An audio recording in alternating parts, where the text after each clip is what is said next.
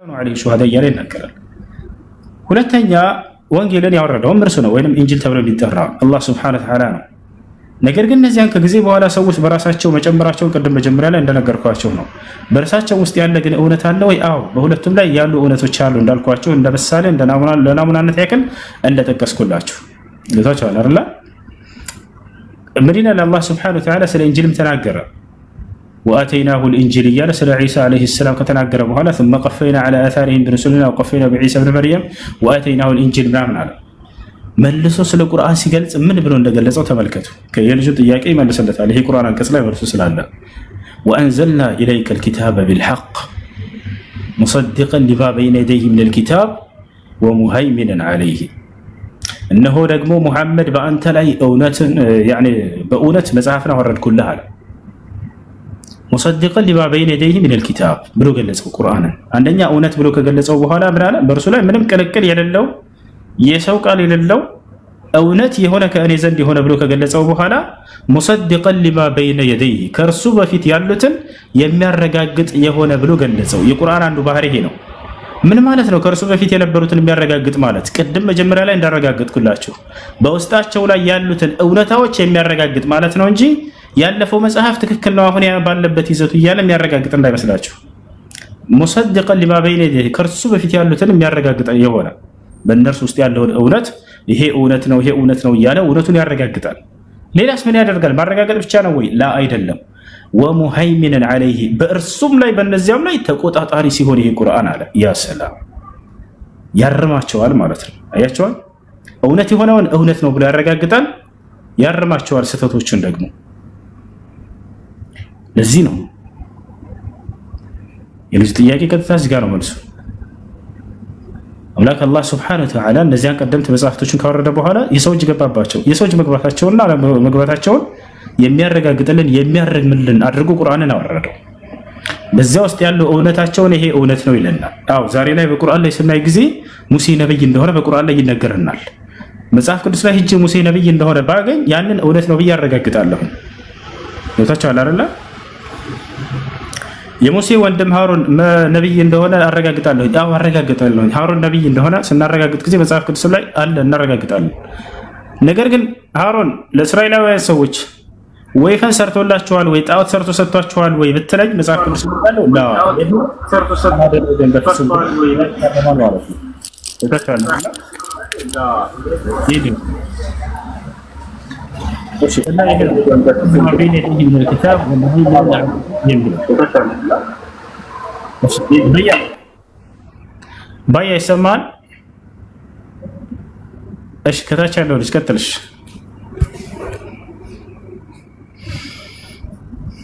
ይሰማችኋል ልጆች? አሎ አሎ ወለከሎ አሎ እኔን ልቀጥል ወይ? እሺ ቀጥልሽ። እየሰማሁ ይሰማኛል እኮ ቅድም ተቋርጦልኝ ነበርና እሺ ይሰማል ባያ ቅድም እሱ ይሰማል። የሚያስተጋባ ድምጽ አለ። ኤርፎን ካደረግከው ይሰማል። ኤርፎን ካደረግከው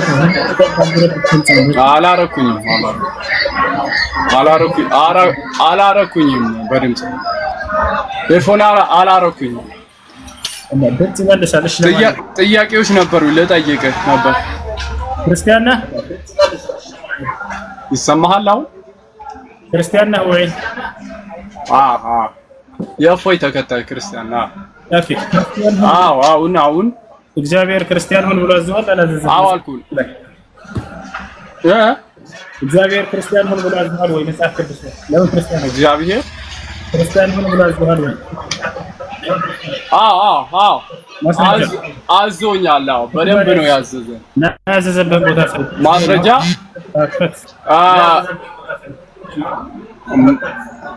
መጽሐፍ ቅዱስ ደግሞ አልያዝኩኝም፣ ግን ልንገርህ እኔ ከፍታለሁ። ችግር የለም። የይሁዳ መልእክት ምዕራፍ 1 አውጣለሁ። ምን ይላል እዚያ ጋር? አንብበው። መጽሐፍ ይዛል አይደል? መጽሐፍ አልያዝኩኝም፣ አንብበው። እሺ ጥያቄው ምንድነው? ክርስቲያን ሁሉ አዞኛል። አዎ የይሁዳ መልእክት ትንቢተ ኤርሚያስ 6:18 አንብብልኝ። እሺ ችግር የለም ማለት ነው። እሺ ብራቮ።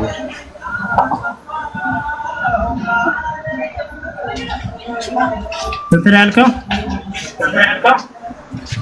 ይሁዳ መልእክት አንድ ይሁዳ መልእክት አንድ 3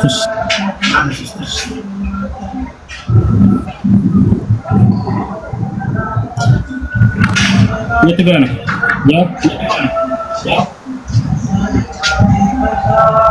አንብበዋስ ከ3 ጀምረው ወዳጆች ሆይ ስለምንከፍለው ስለመዳናችን ልንጽፍላችሁ እጅግ ተግቼ ሳለሁ ለቅዱሳን አንድ ጊዜ ፈጽሞ ስለተሰጠች ሃይማኖት እንድትጋደሉ እየመከርኳችሁ እጽፍላችሁ ዘንድ ግድ ሆኖብኝ ለቅዱሳን አንድ ጊዜ የተሰጠችን ሃይማኖት ኦርቶዶክስ ብቻ ነች።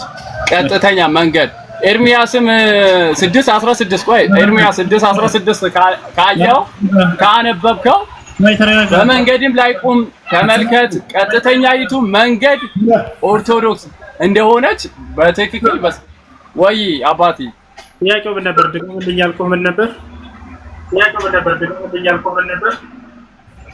እግዚአብሔር ክርስቲያን ሁኑ ብሎ አዟቸዋል። አዎ እዚህ ቦታ ላይ ክርስቲያን ሁኑ የሚል ቃል አለ። አንዲት ሃይማኖት ከክርስቲያን ውጪ አንድ ሃይማኖት አለ? ተጠየቀ። ክርስቲያን ሁኑ የሚል ቃል አለ እዚህ ጋር።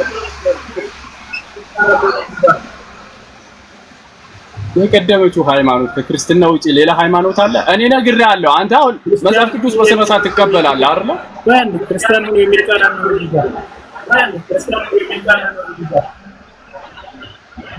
ለቅዱሳን ብራዘር እየሰማኝ ነው።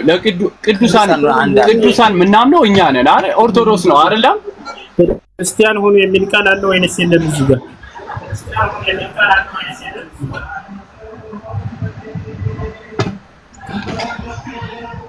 ምን አልከኝ? ክርስቲያን ሁኑ የሚል ቃል አለ ወይንስ የለም እዚህ ጋር? ክርስቲያን ሁን አንተ ይሄ እኮ ደረቅ ጥያቄ እኮ ነው የምትጠይቀው። ክርስቲያን ምን ማለት ነው? ክርስቲያን ሁን የሚል ቃል አዛም ተደርገለ ወይስ ምርጫ? የምን አዛምድ? አሁን በስነ ሲጀመር ማለት ገብተዋል።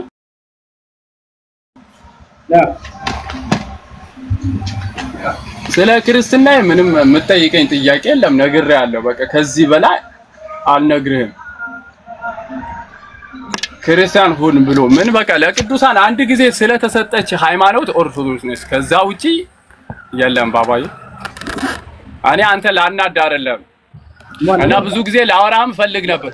ሁለትም ማለት ብዙ የምጠይቅህ ጥያቄ አለ በአንተ በእስልምና ብዙ የምጠይቅህ ጥያቄ ማለት ሚያስ እሺ አንድ ነገር እሺ ብራዘር አንድ ነገር ብቻ ልጠይቅህ። አብሽር አንድ ጥያቄ እሱ እንትን በለና አብሽር ጠይቅ። ፈርጃ ማለት ምን ማለት ነው? ፈርጃ ፈርጃ ምንድን ነው ልጅ? ፈርጃ ምንድን ነው? ፈርጃ ከየት ያገኘው? ሱረቱ መርየም 16 የኢምራን ልጅ ምንድነው ብልቷ ነፋፋንላት ፈርጃዋ ነፋፋንላት ሚላል። እሱ በስነ ስርዓት ቅር እንዳይል እሱ በስነ ስርዓት አስረዳኝና ያንተ ተማሪ ሆናለሁ። አብሽር የኔ ተማሪትን ሳይሆን እሱ በስነ ስርዓት አስረዳኝ። ሁሱ በጣም ስለምፈልገው ነው። በጣም ወላሂ ለራሱ ለናንተ ሁለቱም አንፎሎ አድርጌ ነበር። ሰማኝ ብራዘሪ አባቴ አንፎሎ ነበር ያደረኩ። ፎሎ አረጋለሁ እንትን ልክልሃለሁ ታወራኛለህ። አብሽር ይሄ ግን በስነ ስርዓት አስረዳኝ። በጣም ስለምፈልገው ነው ማለት አንዳንድ የምጠይቀው ጥያቄ ስላለ አሁን በጥሞና አዳምጡ። እሺ ይጠቅማቸዋል። ወላሂ ክርስቲያኖች ካላችሁ አዳምጡ። የጠየቀው ጥያቄ ስለ መርየም አለይሃ ሰላም ነው። ወለቲ አህሰነት ፈርጀሃ ይላል ፈነፈኽና ፊሃ ሚን ሩሒና እያለ አላህ ሱብሓነሁ ወተዓላ ይናገራል። እንዴት አድርጋ አንተ እስከጨርስ እሺ ምረብሽ ትልቻለህ። እንዴት አድርጋ እሺ አንተ እሺ አባይ ይረብሻል። እሺ من ይላል አላህ ሱብሓነሁ ወተዓላ እዚህ ቦታ ላይ በሁለት ቦታ ላይ ጠቅሶታል። አንደኛ በሱረቱል አንቢያ ላይ እና ሁለተኛ በሱረት አት-ተሕሪም ላይ ወመርየም እብነተ ዒምራን التي احصنت فرجها ይላል። ስለ ማርያም እየተናገረ ነው አላህ ሱብሓነሁ ወተዓላ። ያቺ ብልቷን ከማመንዘር የጠበቀች እያለ ይገልጻታል። ለምንድን ነው ይሄን መግለጽ ያስፈልገው አላህ ሱብሓነሁ ወተዓላ? ምክንያቱም አይሁዲዎች ብልቷን ከማመንዘር አልጠበቀችም፣ በዝሙት ነው የወለደችው ልጇን መሲሁን ብለው ስለቀጠፉባት አላህ ሱብሓነሁ ወተዓላ የማርያምን ክብር ይገልጽላት ብልቷን እንደማንም እንዳላረከሰችና በማርከስ ልጇን እንዳልወለደች ሊገልጽላት ዘንድ አላህ ሱብሓነሁ ወተዓላ ይሄን የተናገረው ለዚያ ነው። ወለቲ አህሰነት ፈርጀሃ ያቺ ብልቷን የጠበቀች ከማመንዘር እያለ ይናገራል። አሁን እዚህ ቦታ ላይ ሄደች ብልት ያለውን ነገር ምናልባት እሱ የሚያስነውር ነገር መስሎት ይወሰዳል ይሄን ነገር እያነሳ ያለው። ስለዚህ በዚሁ አንፃር እዚህ ጋር እችን ጥቅስ ደግሞ እንድታነባት ልጋብዘህ የጌታ ሰው የኔ ተማሪ እስከሆንክ ድረስ አንብባት። እንትን አለች እቺ ቁጥር 1 የተናሳ ሄሎ በያ ምን ትላለች እቺ እግዚአብሔር ቃል ነው በያ ሄሎ نوسد ورد ክርስቲያኖች አንብቡት ይንቃል ጸጋይ በዛላችሁ ወአለይኩም ሰላም ወራህመቱላሂ ወበረካቱሁ كيف الحال الحمد لله በጸጋይ የምትኖሩ ይሄን ቃል አንብቡት መስደነግጣል እኛም ደንግጠናል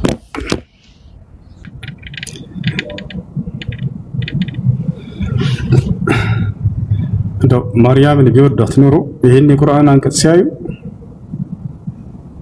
ወላሂ በወደዱት ነበር። ከጥላቻ ራሳቸውን ብታረቁ ለማርያም ክብር የተገለጸ የሆነ የቁርአን አንቀጽ ነው። የማርያምን ክብር ላጎደፉ ሰዎች የተሰጠ መልስ ነው ከአምላካችን ከአላህ ዘንድ። ብልቷን ያልጠበቀች አመንዛሪ ነች ብለው ሰደቧት። አላህ ሱብሓነሁ ወተዓላ ላ ብልቷን የጠበቀች ያላመነዘረች ንጹህ ሴት ነች ብሎ የተናገረበት ቃል እኮ ነው። ነገር ግን ለማርያም ክብር የላቸው። ለማርያም ክብር ያለው ሰው ይሄን የቁርአን አንቀጽ በጣም እንዳውም ባየ ቁጥር ምን ያክል ንጽህናውን የመሰከረላት የሆነ አንቀጽ ነው ብሎ ሊደነቅበት ይገባ ነበር። ከጥላቻ ራሳችሁን አረቃችሁ ቁርአንን አንብቡት። ስለ ማርያምና ስለ ኢየሱስ የተናገራቸውን ቃላቶች ብታዩ ቁርአን በጣም ትደነቃላችሁ። በጣም ነው ያከበራቸው። ወለቲ አህሰነት ፈርጀሃ ብሎ ገለጸ። ያቺ ብልቷን ከማመንዘር የጠበቀች ንጹህ ሴት መባሉ ምንድነው? ብልት የሚለው ቃል ስላገኘህ ከሆነ ከዚያ በላይ አስጠያፊ ቃል ነው ቀደም ያሳየው። አንተ አታነበውም ከልጆች ፊት ይሄን እንትኑ የተቆረጠ ሰው ብለህ አታነበውም። ከዚህ በላይ ሌላ በርካታ ታሳያለህ ከፈልክ መጽሐፍ ቅዱስ ላይ ኢየሱስ ክርስቶስ ጳውሎስ እናንተኛ የኢየሱስ ክርስቶስ ብልቶች ነን ይላል። ከዚያ በላይ ያለ መጽሐፍ ቅዱስ ላይ ሲቀጥል አጸያፊ ቃል አይደለም ይሄ። ፈነፈኽና ፊሃ ሚን ሩሒና በእርሷም ላይ ከመንፈሳችን ነፋን ይላል። ወይንም ዘራን ዘራን ማለት ነው። ነፋን የሚለውን በራሳቸው ሲፈላሰፉ ይላሉ። ነፈኽና ማለት ነፋን እፋልን ማለት ነው። ዘራን ማለት ነው። መጽሐፍ ቅዱስ ላይ ይሄ ቃል አለ ወይ? አዎ አለ። እፋለበት በሚል ቃል ተገልጾ እንጂ መጽሐፍ ቅዱስ ላይ የአረበኛው መጽሐፍ ቅዱስ ላይ ብትሄዱ ቃል በቃል በቁርአን ላይ ልክ እንዳለው አረበኛው ላይ አለ። በአዳምም ላይ እስትንፋስን እፋለበት ይላል አይደለ? የአረበኛው መጽሐፍ ቅዱስ ላይ ብትሄዱ ነፈኽና ነው የሚለው፣ ነፋንበት ነው የሚለው። ማን ነው ያንን ታዲያ ያደረገው ከተባለ መልአኩ ጅብሪል አለይሂ ሰላም ነው። አላህ ሱብሓነሁ ወተዓላ ለመላእክቶች አዟቸው የሚያሰራቸውን ስራቸውን አንዳንዴ ወደ መላእክቶች ያስጠጋዋል፣ እነሱ አደረጉ ይላል። አንዳንዴ እኔ ያደረኩኝ ይላል፣ በእርሱ ትእዛዝ ስለተሰራ። ስለዚህ መልአኩ ጅብሪል ሄዶ የሰራውን ስራ ወደ ራሱ አስጠጋ አላህ ሱብሓነሁ ወተዓላ። ፈነፈኽና ፊሃ ሚን ሩሒና ይላል። ከመንፈሳችንም በእርሷ ላይ ዘራንባት ማለት ነው። ومريم ابنة عمران التي أحصنت فرجها فنفخنا فيه من روحنا وصدقت بكلمات ربها له مريم عليها السلام إن الله يودساتنا بقيتها بأني بالله قال أوني على جنج دقمو بلو قلزات አምላክ አላህ ሱብሓነሁ ወተዓላ የተናገረውን በነብያት ላይ ያወረደውን ቃል የምታምን ነበረች ብሎ ገለጻት። የትልቅ ውዳሴ ነው። ወሰደቀት ሰደቀት ማለት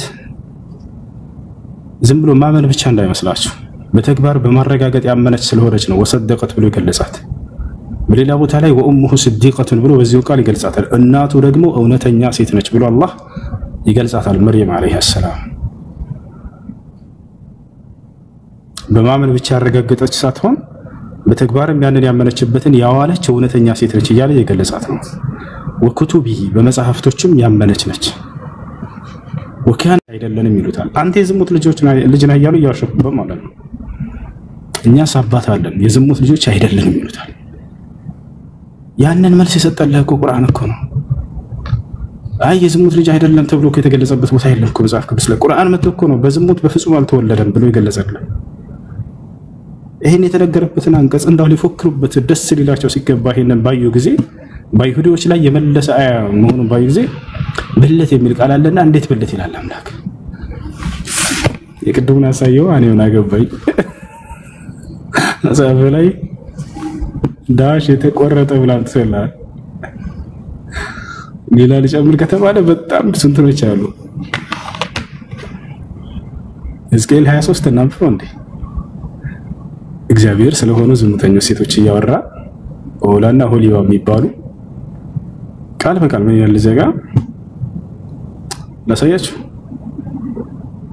ወሲብ ያደረገችባቸው ሰዎች እየገለጸ እግዚአብሔር ብልታቸው ልክ እንደ አህያ ብልት የሚያካክል ሰዎችን ለወሲብ ተመኝቻቸው እያለ ይናገራል። ነው ላሳያችሁ ብልታቸው እንደ አህያ ብልት እያለ እየተናገረ እግዚአብሔር ብልቷን ከማመንዘር የጠበቀች ብሎ ስለተናገረ ልታወሩ ትመጣላችሁ። ይሄን ይነግሯቸዋል። ላይቭ ከፍተው እየተሳደቡ አይደለ ያንቋሽሹ ብልት የሚላል እያሉ ብዛ እየተሽከረከሩ እየተፈላሰፉ ሲሳደቡላችሁ ብላሉ። ከዛ የተጻፈው እንጂ አላነበበም ትላላችሁ። የሱ ተማሪ ነኝ ያለ ነበር አሁን እዚህ ጋር ገብቶ ማለት ነው። ይሄን ፍልስፍናቸውን ነው የተጻፈው እንጂ አላነበበም የምትሉት አይደለ? መጽሐፉ ላይ ያለው ያለ ምንም ቢያስወቅስ ነገር የለም። ለዚያ ነው ሙስሊሞች ፊት መተህ አንብበው እስኪ ስንል ጊዜ እዚህ ገብቶ ማንበብ ይፈራው ስለቻለ አይደለ? ያንኛው ላሳያችሁ ብልታቸው እንደ አህያ ብልት የሚያካክል እያለ እግዚአብሔር ይናገራል። ይሄ ምን እናድርገው? ሽኑሃ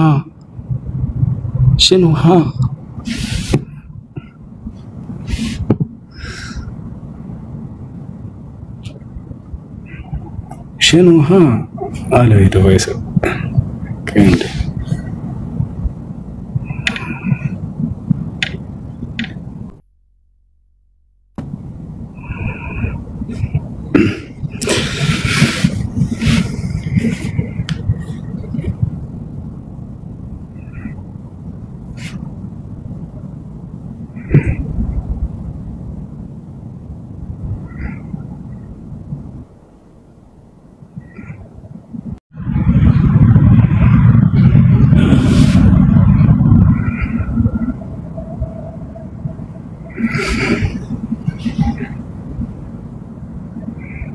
وعليكم السلام ورحمة الله وبركاته.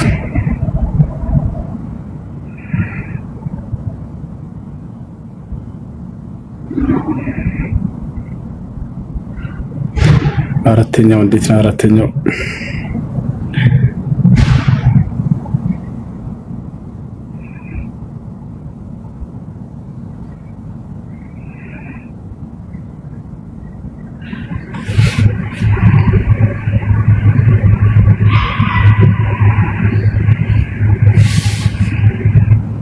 ላሳያችሁ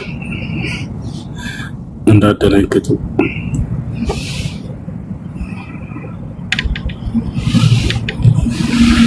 እሺ ቅዱሳን ይታያቸዋል። ሕዝቅኤል ምዕራፍ 23 እዚህ ጋር እግዚአብሔር ስለ ሁለት ሴቶች ይናገራል። ያው ከወጣትነታቸው ጀምሮ በዚያም ጡታቸው ታሸ እያለ ይናገራል እግዚአብሔር። ያው እዚህ ጋር እነሱም በግብፅ አመነዘሩ፣ ሁለት ሴቶች ነበሩ ይላል። ሁለት ሴቶች ነበሩ እነሱም በግብፅ አመነዘሩ ከወጣትነታቸው ጊዜ ጀምሮ በዚያም ጡታቸው ታሸ፣ የድንግልናቸውም ምንድነው ተወሰደ ይላል። ድንግልና እንደተወሰደ ምናምን ይናገራል። ያው የድንግልናቸውን ጉያ ተዳበሰ ይላል። የታላቂቱ ስም ኦሆላ የእህቷም ኦሆሊባ ትባላለች። ምን አይነት ሰዎች ናቸው ድንግልናቸውን የወሰዱባቸው ብለን ስናይ እግዚአብሔር ይናገራል። እዚህ ጋር ቁጥር 20 እንመልከት። ቁጥር 20 ምን ይላል? የጌታ ሰዎች ነው ያውና እዚህ ጋር ቁጥር 20 ያው ብልታቸው እንደ አህያ ብልት ብልታቸው እንደ አህያ ብልት አባለዘራቸውም ይላል እንደ ፈረስ አባለዘር በሆኑ ወንዶች የተያዙ ቁባቶችን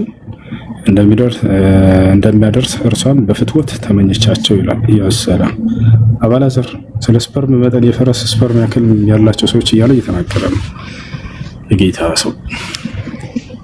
ይሄን አሁን ከህፃን ልጆች ፊት ታነቡታላችሁ። ይሄ እንዴት ተብሎ ነው የሚቀደሰው? የቤተ ክርስቲያን ብልታቸው እንደ አህያ ብልት የሚያካክሉ ሰዎች ለወሲብ ተመኘቻቸው። ይሄ ያስኬዳል? እንደዚህ ይቀደሳል ቤተ ክርስቲያን ውስጥ? አስተግፍሩላህ። መስጂድ ውስጥ ነኝ።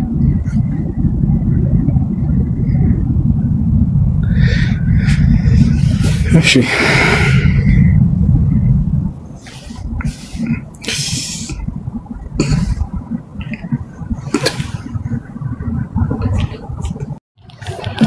ኦኬ ያለፈው ሰው ያንን ይሰግዳል። ያለፈው ሰው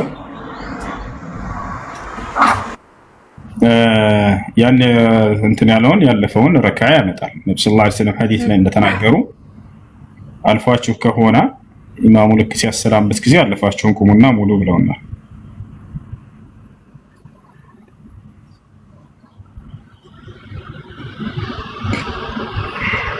እሺ ሰላም አለይኩም ወራህመቱላሂ ወበረካቱ። ወአለይኩም ሰላም ወራህመቱላሂ ወበረካቱ። ጥያቄ ነበረኝ። እሺ ጥያቄ እኔ ባልነበረኝና ከዛ ተጣልተን ከተለያየነ ወደ 2 አመት እንግዲህ ያልፈን ነውና እንደ አዲስ አሁን ለመታረቅ ፈልገነ አሁን ኒካውን እንዴት ማድረግ አለብን? አሁን በኋላ ማለት ኒካው ሲታሰር ምንድን ማለት ነው ያለበት? ካሁን በኋላ እንዴት አለ ኒካ ነው የሚኖረን? ይሄን እንድታብራራልኝ ነበር። እሺ እንትን ብላችሁ ከዚህ በፊት አብራችሁ ኑራችኋል? በኒካህ እንሳን ኑራችሁ አብረን ኑረናል። አብረን ኒካችንን የሚያወረድ ነው። ከዛ ከተለያየን በኋላ እኔም ስደት መጣሁ፣ እሱ ወደ ስደት ሄደ። አሁን እሱ ያለው ኢትዮጵያ ነው፣ እኔ ስደት ነው ያለሁት እና አሁን ለመታረቅ ፈልገን ነበረ እና ኒካው እንዴት እንደሚሆን ልትነግረኝ ፈልጌ ነበር።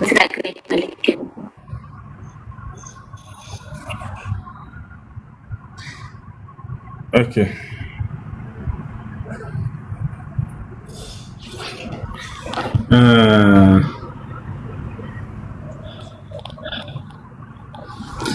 ስንት ኒካ? አንድ ኒካ ብቻ ከሆነ ያወረዳችሁት አሁን መመላለስ ትችላላችሁ። አንድ ኒካ ወርዷል አይደል? 2 ኒካ አላችሁ። ስለዚህ የምትመላለሱት ግን ረጃዕቱ በሚለው ቃል ሳይሆን እንደ አዲስ ኒካ በማሰር ነው። ምክንያቱም ረጃዕቱ የምትሉበት ጊዜ የዒዳ ጊዜ ስላለፈ ይህ ነው። እሺ እንደ አዲስ አሁን ቤተሰብ ጋር ሄዶ ዝም ብሎ ኒካ እንጂ የሚታስረው ረጃዕቱ የሚባልበት ቀን አልፏል እና ካሁን በኋላ አንድ ኒካ ነው የሚኖረን ማለት ነው። እና አንድ ጊዜ ነው አይደል የተፋታችሁት ወይንስ 2 ጊዜ? ኧረ አንድ ጊዜ ብቻ። አንድ ጊዜ ከሆነ 2 ጊዜ ይላችሁ ማለት ነው። አይ ይዘፈለሁ ወያኩም መርሐባ። ሰላም እንዴት ነህ ዳጊ? አለሁ እግዚአብሔር ይመስገን። እንኳን በሰላም መጣ። አይ እንኳን በሰላም። እሺ እኔ ያው አንድ ጥያቄ አለኝ። እንትን ማላክ ፊዚካል ቦዲ ያላቸው እንዴ? ምን አልከኝ? መላእክት ፊዚካል ቦዲ ያላቸው መላእክቶች ክንፋማ እንደሆኑ ተናግሮናል። አላህ Subhanahu Wa Ta'ala ሲነግረን ምን አለ? አልሐምዱሊላሂ ፋጢሪ السماوات والأرض جاعل الملائكة رسلا أولي أجنحة مثنى وثلاث ورباع ይላል። ኡሊ አጅኒሃ ብሎ ገልጿቸዋል። የክንፍ ባለቤት የሆኑ መላእክቶች እያለ ገልጿቸዋል። አንድ መልአክ ዝቅተኛ 2 ክንፍ እንዳለው ነግሮናል። ከፍተኛ ደግሞ 600 ክንፍ እንዳለው ነግሮናል። አላህ ስብሐነሁ ወተዓላ ኡሊ አጅኒሐቲን የክንፍ ባለቤቶች ብሎ ከገለጻቸው በኋላ መትና ሁለት ክንፍ ያላቸው አሉ አለ። ወሱላሳ ሶስት ክንፍ ያለው አለ። ወሩባዕ አራት ክንፍ ያለው አለ። የዚዱ ፊል ኸልቂ ማ የሻ በፍጥረቱ ላይ ላሻውም ይጨምርለታል አለ። ስለዚህ ከተጨመረላቸውና ክንፋቸው ምን ያክል ነው ተብሎ ከተገለጹ መካከል መልአኩ ጅብሪል ወይም ገብርኤል ስንት ክንፍ ነው ያለው? 600 ክንፍ። ማስረጃ قال النبي صلى الله عليه وسلم رأيت جبريل وله 600 جناح ነብያችን صلى الله عليه وسلم ምን አሉ? መልአኩ ገብርኤልን አይቼዋለሁኝ ለእርሱም 600 ክንፎች አሉት አሉ። وكل جناحه قد سد الأفق መልአኩ ጅብሪልን ባዩት ጊዜ ነብያችን صلى الله عليه وسلم ማይቀጥ ብለው ነው ያዩት። የሰማይን አጽናፍ ሞልቶታል ብሎ ገለጸ። ጅብሪል መጥቶ እዚህ ጋር ክንፉን ቢዘረጋ ሰማይን ይዘጋል። በጣም ግዙፍ የሆነ ፍጡር ነው ያ ጀማዓ፣ በጣም ግዙፍ የሆነ ፍጡር ነው። እንዲህ ቀላል አይደለም መልአኩ ጅብሪል። አላህ ሱብሓነሁ ወተዓላ በቁርአን ላይ ሁሉ እንትን ኃይሉን ገልጾታል። ዐለመሁ ሸዲዱል ቁዋ ይላል። የብርቱ ኃይል ባለቤት የሆነውን ማስተማረው እያለ ይገልጻል። ቁርአንን ለነብዩ ሰለላሁ ዐለይሂ ወሰለም ከአላህ ዘንድ እያመጣ ያስተማራቸው ጅብሪል ነው አይደል? የብርቱ ኃይል ባለቤት ብሎ ገልጾታል። ذي قوة عند ذي العرش مكين የኃይል ባለቤት እያለ ጅብሪልን ይገልጸዋል። ከእኔ ከአርሹ ባለቤትም ዘንድ የትልቅ ደረጃ ባለቤት የሆነ እያለ ይገልጸዋል። እና ይህ ነው መልአኩ ጅብሪል ዐለይሂ ሰላም ክንፋማ ነው። ክንፉ 600 ክንፍ ነው። ክንፉ የሰማይን አጽናፍ የሞላ ነው። እጅግ በጣም ግዙፍ ነው። ጅብሪል ዐለይሂ ሰላም ከስራዎቹ መካከል ምንድነው? መለኮታዊ ቃልን ለነብያት ማድረስ። ይሄ እሱ ስራ ነበር። ወጣው ለነብያት በጣም አፈጣጠራቸው እንደ ሰው ተወልዶ ነው ወይስ አፈጣጠራቸው እንዴት ነው? لا ተወልደው አይደለም። ሁሉም የራሱን አፈጣጠር ነው የተፈጠረው። ሁሉም የራሱ ነው። ልክ አዳም ለብቻው እንደተፈጠረ ለብቻው እንጂ የሚወላለዱ አይደሉም። እነርሱ አይበሉም፣ አይጠጡም። ጾታ የሚባል ነገር ወንድ ሴት ተብለው የሚገለጹ አይደለም። እሺ የሚወላለዱ አይደለም። በጣም አመሰግናለሁ ነው። አይ وجعلوا الملائكة الذين هم عباد الرحمن إناثا የመካ ሰዎች መላእክቶችን ሴት ናቸው ብለው ይናገሩ ነበር። እነዚያን የኔን የአላህን ባሪያዎች ሴት አደረጓቸው አለ። አሸሂዱ خلقه አላም በከላህ ሲፈጠሩ ተጥለው ነበር ተገኝተው ነበር ወይ ለመሆኑ ይላል። የመካ ሰዎች መላእክትን አምላክ በገለጻቸው ልክ እንጂ አብረን ልንቀበል የሚገባው ሲፈጠሩ ያላየነውን ፍጡር እንዲህ ነው ብሎ መግለጽ መድፈር ተገቢ አይደለም። ዛሬም ላይ ልክ እንደው መልአኩ ገብርኤልን በሰው መልክ ይሰሩታል። እንደዚህ በጭራሽ መስቀል አስይዘው ምናምን እንደዚህ የደንበኛ ጎረምሳ አስመስለው ስለውታል። ማን ያየው መልአኩ ገብርኤልን? እጅ እግር አለው ያላችሁ ማን ነው? ነብያት እኮ ብቻ ነው የሚያቸው። ከነብያት ውጭ በሌላ አካል በሚገለጡ ጊዜ እሺ። ነገር ግን ይሄ መልአኩ ገብርኤል ነው ተብሎ እንደዚህ በሰው ቅርጽ አስቀምጠን የምንለው አይደለም። አላሁ ሙስተዓን። ብቻ መላእክቶች ወንድ ሴት ተብለው የሚገለጹ አይደሉም። እነርሱ የመወላለድ ዓለም አይደለም የነሱ ዓለም። በሰማይ ላይ እንደዚህ እነሱ የተጋቡ የሚዋለዱ አይደሉም። ይሄ እሺ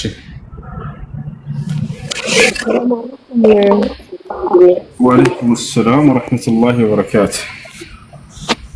አንድ ጥያቄ ልጠይቅህ ነበርና የሆነ ትንሽ አሞኝ ነበርና ሐኪም ቤት ሄጄ መድኃኒት ሰጠውኝ ነበር የግድ መጠጣት ያለብኝ እና ያ መድኃኒት ደግሞ ሳነበው ከአሳማ የተሰራ እንትን አለበት ትንሽ ከአሳማ የተሰራበት አለ። በሌላ ለውጡልኝ ወይንም ደግሞ ፋርማሲዎችን ዶክተሮችን ስጠይቅ ሊገኝልኝ አልቻለምና የግድ መጠጣት ያለብኝ መድኃኒት ነውና ምን ማድረግ አለብኝ ወንድሜ? አሳማ ቀጥታ የአሳማው ስጋ ያለበት ከሆነ አይቻልም፣ አይፈቀድም። ስጋው ሳይሆን ከአሳማዎች የተሰራ ነው መድኃኒቱ። ይሄ እንደ ቴትራሳይክሉ የተጠቀለለበት የአሳማ ነው የተሰራው። እሺ አሁን ምን አለ መሰላችሁ እንደ አስሉ እንደ መሰረቱ አላህ Subhanahu Wa Ta'ala የአሳማን ስጋ እርም አድርጓል። አላህ በቁርአን ላይ ሲናገር ምን ይላል? حرمت عليكم الميتة والدم ولحم الخنزير ይላል። የአሳማ ስጋ በእናንተ ላይ እርም ተደረገ ብሏል።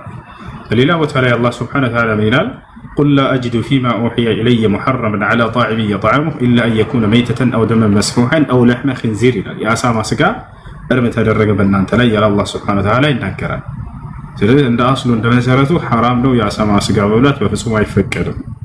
ነገር ግን ሰውየው ለህይወቱ አደጋ አውሮበት እስከሆነ የዛኔ ይፈቀዳል ከሚለው አንፃር ሳይሆን ህይወትን ለማትረፍ በሚለው ይያዛል። ህይወትን ለማትረፍ ሰውየው እዛው በሱረቱል ማኢዳ ላይ አላህ Subhanahu Wa Ta'ala ተናግሯል። እርም ካደረገ በኋላ فمن يضطر غير باغ ولا عاد فلا إثم عليه ይላል። የተቸገረ ወሰን ሳያልፍ ድንበር ሳያልፍ ህይወቱን ለማትረፍ ያክል ቢጠቀም ይሄን ነገር በእርሱ ላይ ወንጀል የለበትም ማለት ይፈቀዳል አይደለም። ልብ በሉ ይፈቀዳል አይደለም፣ በእርሱ ላይ ወንጀል የለበትም። ያ ልክ እንደዚህ አስመልክቶ በሱረቱል ነህል ላይ ብዙ ጊዜ ቅዱሳኖች የሚያነሱት ጥያቄ አለ። ሰውየው መካድ ከፈለገ ከተገደደ መካድ ይፈቀድለታል። ላ እንደዛ አይልም አንቀጹ። ያ ነገር እንደ ወንጀል አይቆጠርበትምና ይፈቀዳል። ሰማይና ምድር ናቸው። ወጣቻው አይደለ? የአሳማ ስጋ ይፈቀዳል ማለት ነው። አሁን ይሄን ስለተናገርኩኝ አይደለም። ይሄ ሰው ህይወቱን ለማትረፍ ያክል ቢጠቀም እንደ ወንጀል አይያዝበትም። ልክ ተገድዶ ኃጢአትን እንደሰራ ማለት ነው። ከዚያ ነው የሚያዘው። ነብያችን ሰለላሁ ዐለይሂ ወሰለም ሐዲስ ላይ ምን አሉ? إن الله تجاوز عن أمتي ثلاثا الخطأ والنسيان وما استكره عليها. الله كأمتوچي በሶስት መንገድ የሰሩትን ኃጢአት አልፎላቸዋል አሉ። አይዝባቸውም፣ እንደ ኃጢአት አይቆጥርባቸውም። አንደኛ الخطأ በስተት ወንጀል የሰራ፣ ሁለተኛ النسيان ረስቶ ወንጀል የሰራ፣ ሶስተኛ وما استكره عليه ተገዶ ወንጀል የሰራ ነው። ያያችሁ አይደል? ተገዶ ወንጀል የሰራ እንደ ወንጀል አይቆጠርበትም። ከዚህ ነው ያ የቁርአን አንቀጽም ይያዘው። ልክ ለምሳሌ ሴት ልጅ ተገዳ ብትደፈር ወንጀል ነው አይደለም? ይሄ ከላይ ስናየው ዝሙት ነው። ወንድና ሴት ያለ ኒካህ የሚያደርጉ ግንኙነት ዝሙት ይባላል አይደለ? ነገር ግን ተገዳ ስትሆን ጊዜ የሰራቸው እንደ ወንጀል ይቆጠርበታል። ዝሙት ሰርታለች ይባላል? በፍጹም አትባልም። ያ ከذلك ልክ እንዲሁ ያ ሰው ተገዶ ያንን የክህደት ቃል እንዲል ቢደረግ ይፈቀዳል ማለት ነው ብለው እዚህ ሀገር ሲሟገቷቸው የቱ ጋር ነው ይፈቀዳል የሚለው ብላችሁ የለም እንደዛ ነው። ያን ወንጀል አይቆጠርበትም ነው። እሺ እሺ ወንድም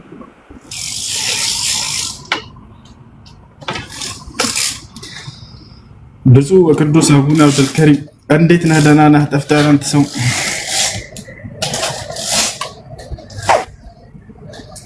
ይሰማል? ሰላም ነው? አልሐምዱሊላህ ረብል ዓለሚን። እንዴት ነህ? አለን አልሐምዱሊላህ። ጠፍተሃል? አዎ ትንሽ አልተመቸኝም ነበር በዚህ ጊዜ። አትጥፋ አንተ መጥፋት የለብህም። ሰላም አለይኩም። ወአለይኩም ሰላም ወራህመቱላሂ ወበረካቱ። እህታችን በጠየቀችው ጥያቄ ላይ አንድ አብራኝ የምትሰራይ ነጭ ሰለምት ያለችና የሆነ ጊዜ የሆነ መድኃኒት ሰጥቻት እንደዚህ ቴትራሳይክል የሚመስል ፋቱ የሚሰራው ቴትራሳይክሉ ቀረፋው ላይ ከሆነ እሱን አውጥታ ዱቄቱ መድኃኒቱን ብቻ መብላት ትችላለች።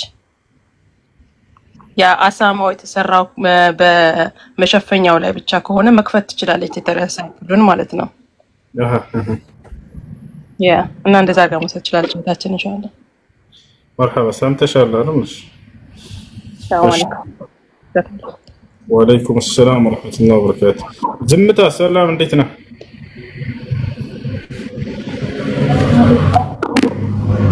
ወአለይኩም ሰላም።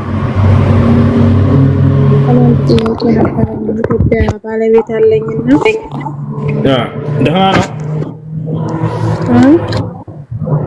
ጥያቄሽ ምንድን ነው? እኔ ያለሁት ስደት ነው። ባለቤቴ ግን ኢትዮጵያ ነው ያለውና አሁን ላይ ያለ መግባባት ተፈጠረና ማለት በየወሩ ወሬን እየቆጠረ ስራ ገባውም አልገባውም ብር ላኪ ይለኛል። እኔ ደግሞ ለምን እንደዚህ ቆይ አንዴ ጽፌ ነበር ተመልሼ እመጣለሁ። ወላሂ እሺ አድሚኖች ካላችሁ በተራ አስገቧቸው።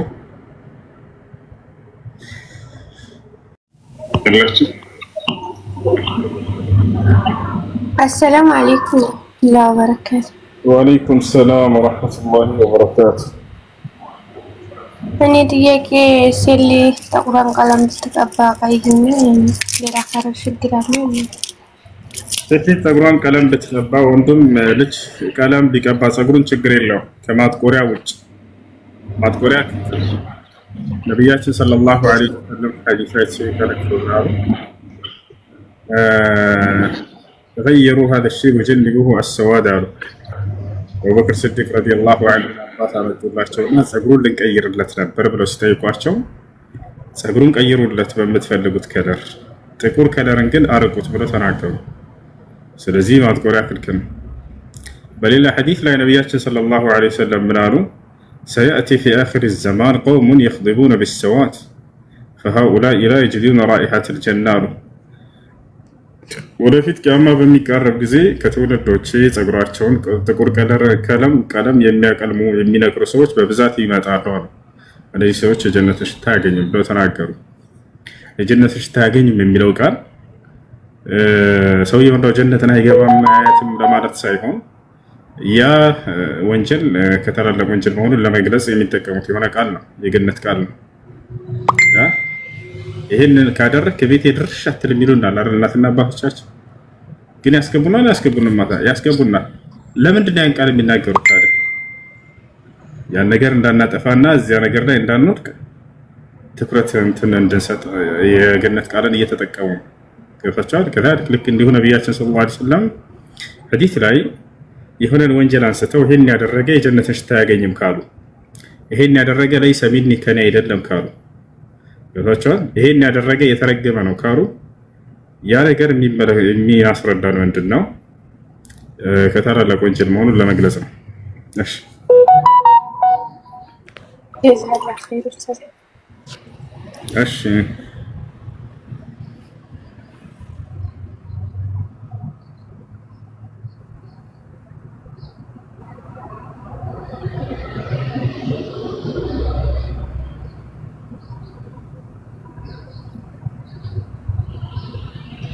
እሺ ጥያቄ አለ ቀጥል።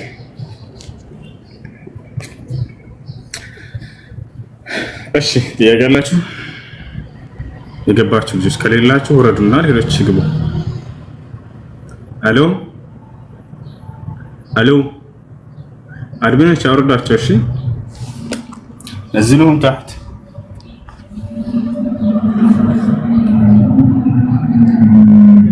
እሺ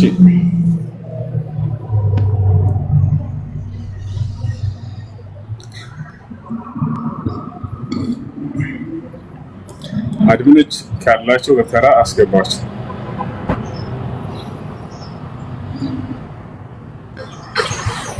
አዩብ ና አዩብ እንጥራው።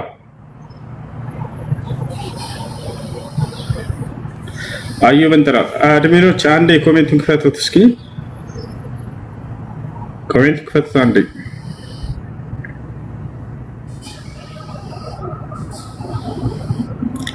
እሺ ኮፒ ሊንክ አይታየኝም። ስንት ደርሳችኋል? ኮፒ ሊንክ አንድ ኮሜንት ላይ ጻፉልኝ እስኪ ከታያችሁ ያችሁ ወይንም ኮፒ ሊንክ ስላደረጋችሁ። እሺ ግማሽ ላይ አዋ ያደርጋል፣ ሌላው ደግሞ ታው ያደርጋል። ኮፒ ሊንክ ያደርጋል። ታኛም ኮፒ ሊንክ አድርጉ። እሺ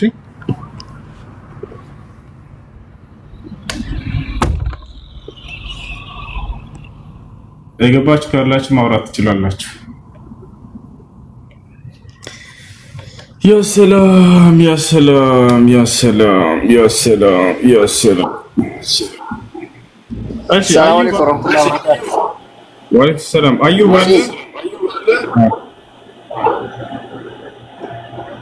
አዩብ የሚባል ህፃን ልጅ ሰምቼ ነበር ድምጽ ነው። አዩብ እሺ ጥያቄያችሁ ምንድነው? ያላችሁ ወላጆች ብታመጧቸው ደስ ይለኛል በጣም። ሌሎች አርአይ ሌላ ህፃን ልጅ ሲያይ ህፃን ልጅ በትምህርት ሳይሆን በማየት ነው የሚታነጸው። ቁጭ አድርገህ ብታስተምረው አይገባም። እታቻው ሌሎችን በሚያይ ጊዜ ግን አባቱን ወይ እናቱን ወይ ሌሎች ልጆች በሆነ ነገር ላይ ቀድመውት ጥሩ ሆኖ ካየ በዚያ ነገር ላይ እሱ የሚከተል እና ስለዚህ ለልጆቻችሁ ጥሩ ነገር አሳያችሁ። እሺ ጥያቄ ያለው መቀጠል ይችላል። ሰላም አለይኩም። ወአለይኩም ሰላም ወራህመቱላሂ ወበረካቱ። እንዴት ነህ? ሰላም ነው። ጥያቄ አለኝ። እሺ አንዱ ምለው ጁማ ቀን ቤት የሚሰግዱ ሴቶቹ ማለት ነው ከሰላት በኋላ ነው የሚሰገደው የሚል ወሬ ሰምቼ ነበር። እንደዛ ነው? ሴቶች ቤታቸው በሚሰግዱ ጊዜ ሁለተኛው አዛን እንደተባለ ወደ መስጊድ ይችላሉ። መስጊድ ከተሰገደ በኋላ ነው ሳ ከዛም ጨህት ይላስ ከሚጮህ ቦታ ራቆሽ አንድ ዘይት ራቅቲ ከሚጮህ ቦታ ከሚረብሽ ልጆች እሺ ወጥቻለሁ። አንበስ ልጅ ሶላት ቤቷ ከሆነ የምትሰግደው የጁሙዓ ቀን መስገድ ያለበት ሶላቱን መስጊድ ከተጠናቀቀ በኋላ ነው ወይ አይደለም? ሁለተኛው አዛን እንደተባለ ወዲያው መስገድ ትችላለች። ወዲያው መስገድ ትችላለች። ኹጥባ እስኪደረግ መስጊድ እስኪያበቃ መጠበቅ አይጠበቅባት። እሺ ጀዛኩሙላህ። ጓደኛዬ ጥያቄ አላት ሌላው። እሺ ሰላም አለይኩም ወራህመቱላሂ ወበረካቱ። እንዴት ነህ? ወአለይኩም ሰላም ወራህመቱላሂ ወበረካቱ።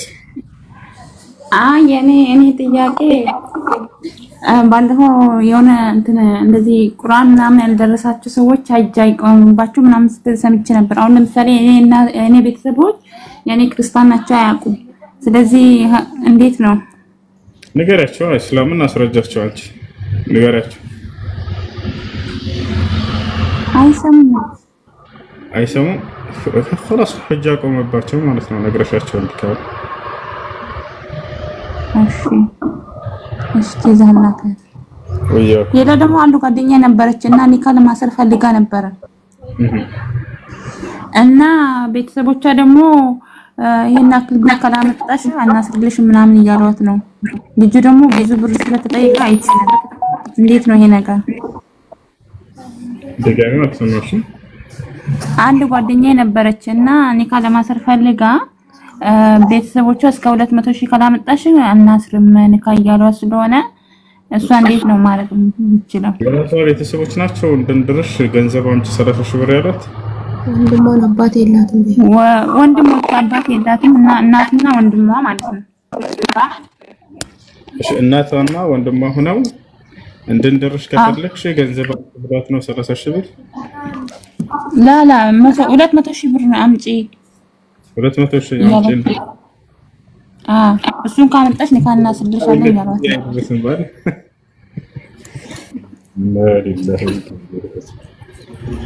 ግዴታቸው ነው እንደ እስላም የመዳር ወንድም ግዴታው ነው የመዳር። በዚህ ነገር ላይ ገንዘብ ከፈለገ የሐራም ገንዘብ ነው እንዳትሰጠው በተሰበታቸው።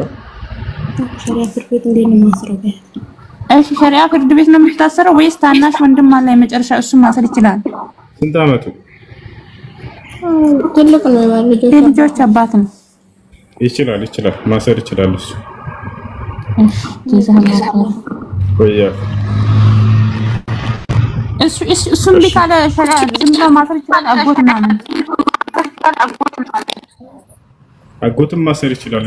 አጎትም ማሰር ይችላል። እሺ ጀዛከላህ አመሰግናለሁ።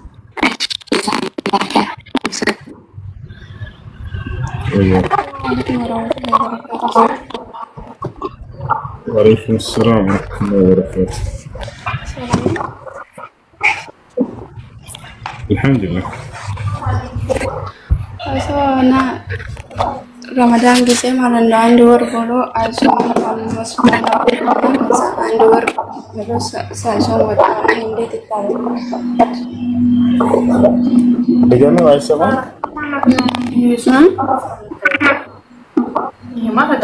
ለምንድን ነው የሚቆራረጠው?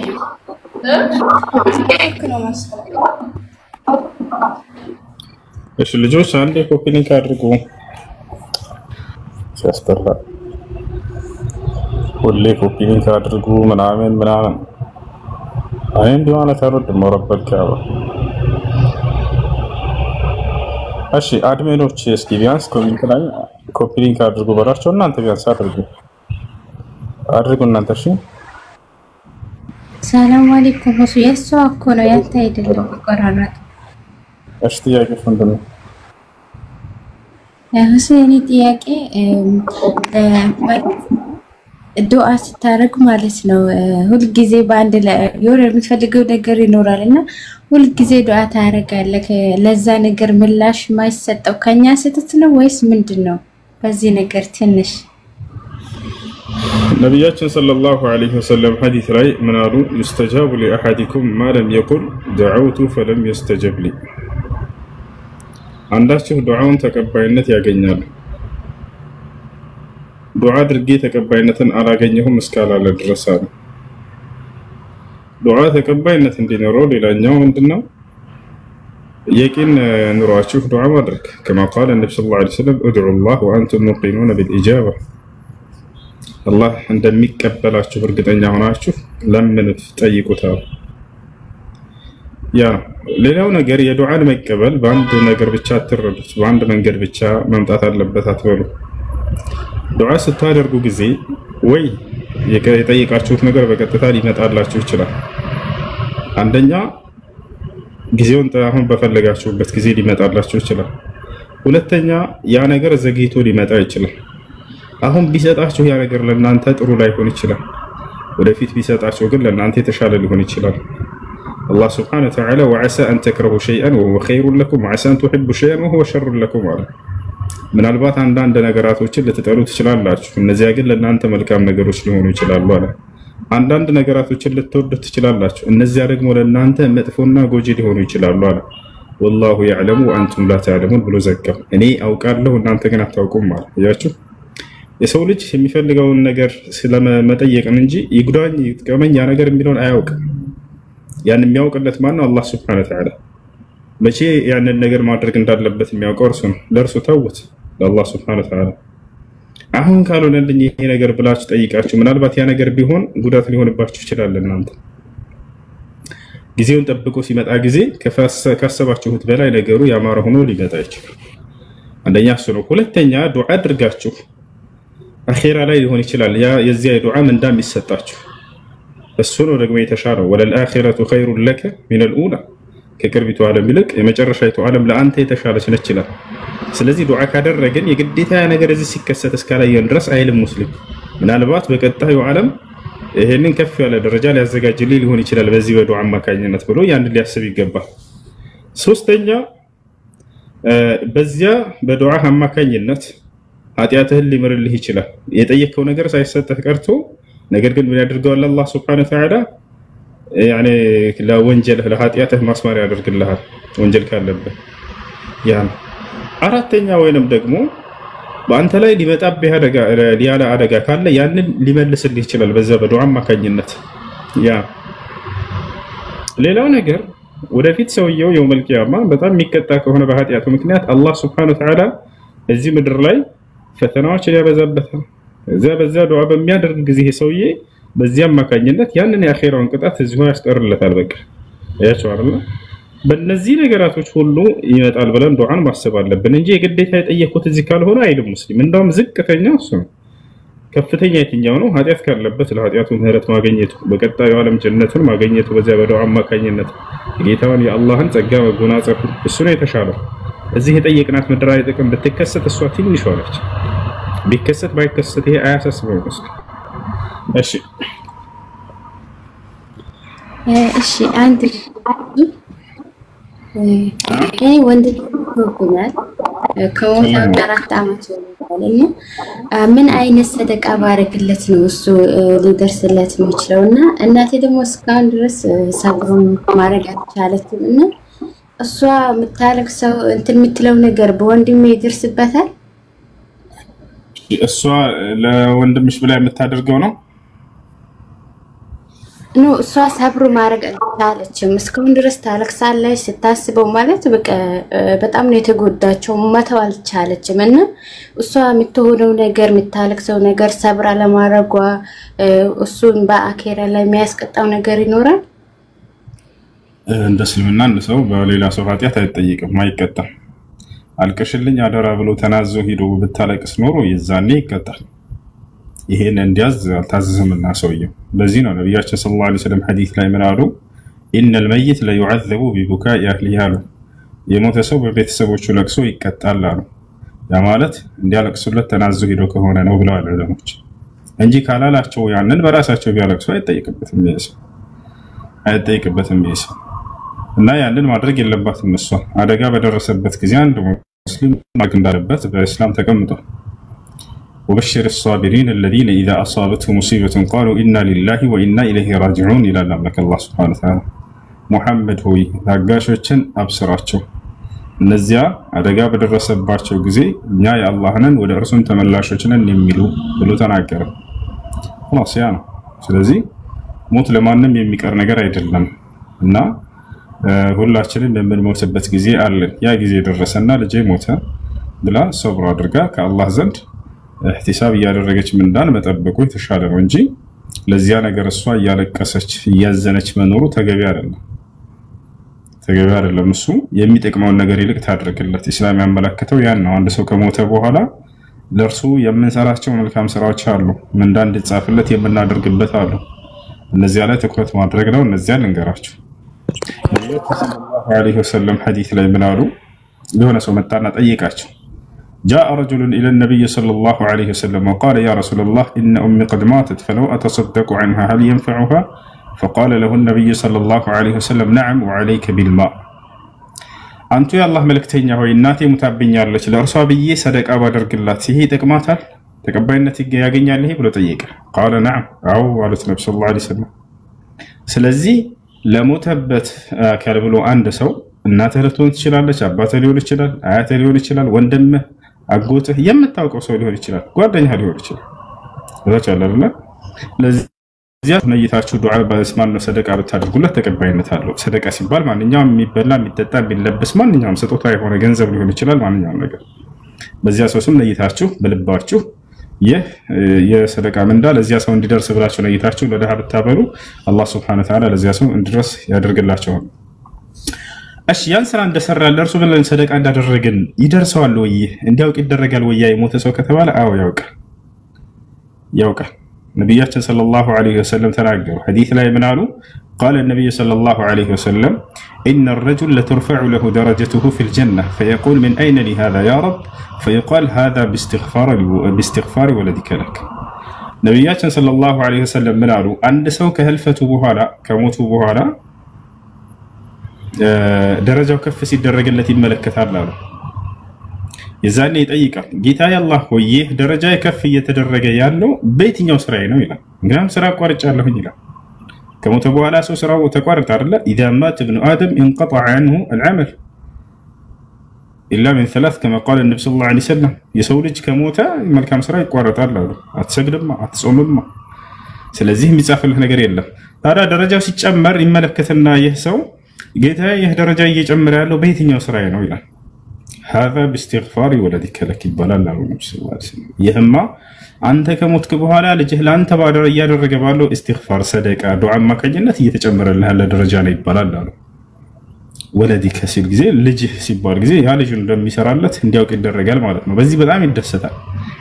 ስለዚህ የሞተባቸው ቤተሰብ ካለ ማልቀስ ሳይሆን የሚጠቅመው ማዘን ሳይሆን የሚጠቅመው ለርሱ ብላችሁ ነይታችሁ መልካም ስራ መስራት ነው የሚጠቅመው። እዚያ ላይ ነው ትኩረት ማድረግ ያለባችሁ።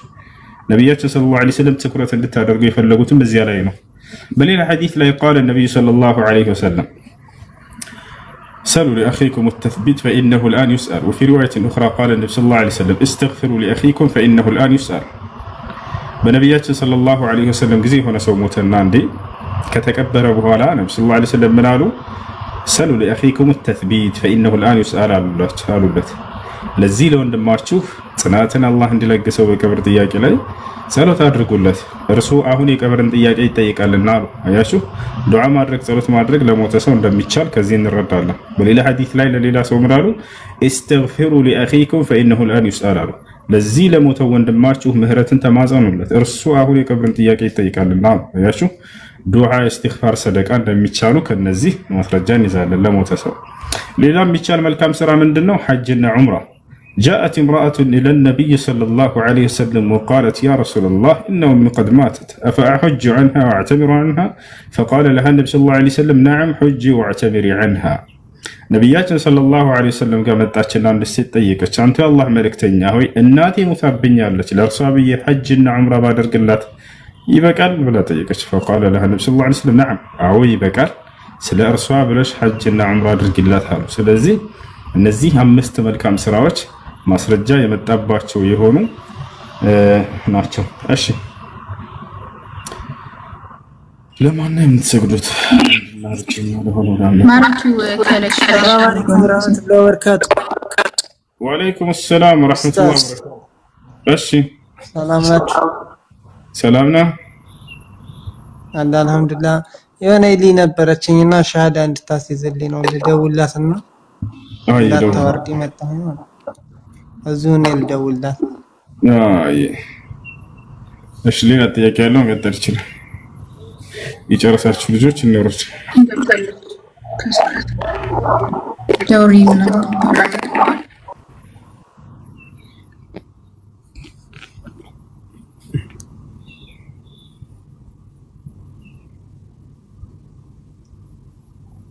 እሺ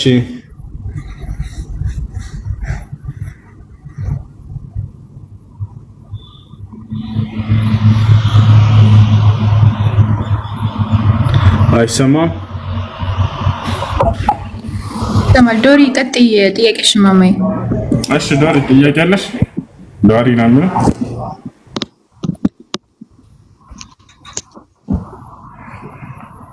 ሄሎ ሰላም ነው። ሰላም አለይኩም ይሰማል? ዝናብ ስለሆነ ነው ይሰማል። የሚሰማ ከሆነ ይሰማል። እሺ እንትን የሆነ ያልገባኝ ነገር ነበረ በእስልምና እምነት ላይ። እኔ ክርስትና እምነት ነኝ። ላይክ በክርስትና እምነት ላይ የሆነ ሰው ኃጢአቱ ይቅር እንዲባልለት ኢየሱስ ክርስቶስ የፈሰሰው ደም አለ። በሱ ደም አማካኝነት ነው ምህረት የምናገኘው የሚባለው። ሙስሊም ጋር ሲሆን እንዴት ነው የነገረው? ምህረት የሚገኘው ያለምንም ዋጋ ነው። እሱ ነገር እንድታራራም ፈልጌ ነው።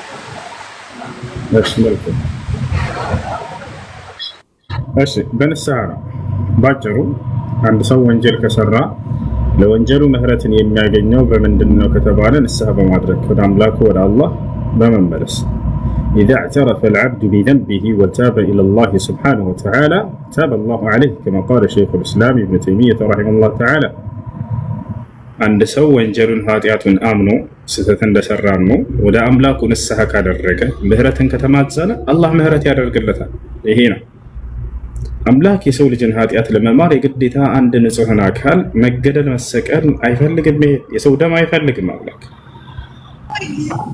أملاك يسودا بكزو ما يفلق الله እግዚአብሔር የትኛው ላይ እኔ ለኃጢአታችሁ ስርየት የኢየሱስ ክርስቶስን ደም እፈልጋለሁ አላለም። የክርስቲያኖች አስተምህሮ ነው። አዎ የክርስቲያኖች አስተምህሮ ነው። ነገር ግን የትም ቦታ ላይ መጽሐፍ ቅዱስ ላይ እግዚአብሔር በየትኛው ነብይ በኩል እኔ ለኃጢአት ስርየት የሰው ደም እፈልጋለሁ አላለም በፍጹም። የኢየሱስ ክርስቶስን ደም እፈልጋለሁ አላለም በፍጹም። ጳውሎስ ምን አለ? ወቢዱኒ ሰፍክ ዲማ ለን ተሕሱል الفداء አለ። ያለ ኢየሱስ ክርስቶስ ደም የኃጢአት ስርየት የለም አለ። በቃ ማን ይሄ ጳውሎስ ነው ያያራል ወጣቻለ አይደለ? እና ንስሐ በማድረግ ነው ሰዎች ኃጢአታቸውን ስርየት ማን ነው ምህረት የሚያገኙት። ሕዝቅኤል ምዕራፍ 18 ቁጥር ምዕራፍ 20 ቁጥር 18 ላይ ምን ይላል? ኃጢአትን የምትሰራ ነፍስ እርሷ ትሞታለች ይላል። ያ አባት የልጁን ኃጢአት አይሸከምም፣ ልጁም የአባትን ኃጢአት አይሸከምም ካለ በኋላ ኃጢአትን ያደረገች ነፍስ ከኃጢአቷ ብትመለስ ንስሐ ብታደርግ ማለት ነው በህይወት ትኖራለች እንጂ በፈጽሞ አትሞትም ይላል። ያ ንስሐ በማድረግ ነው የኃጢአት ስርየት የሚገኘው። አንዴ ቃል በቃል መጽሐፉ ላይ ላንብብልሽ። ዛራ መጽሐፍ ቅዱስ ይዘሻል?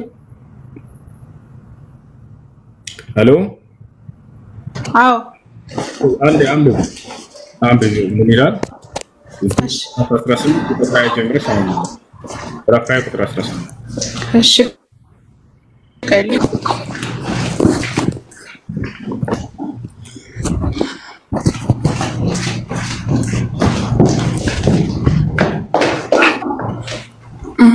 ልክፈት ሶሪ አንዴ ወደ ክላስ ሄድኩ። ያ ሰላም ያ ሰላም ያ ሰላም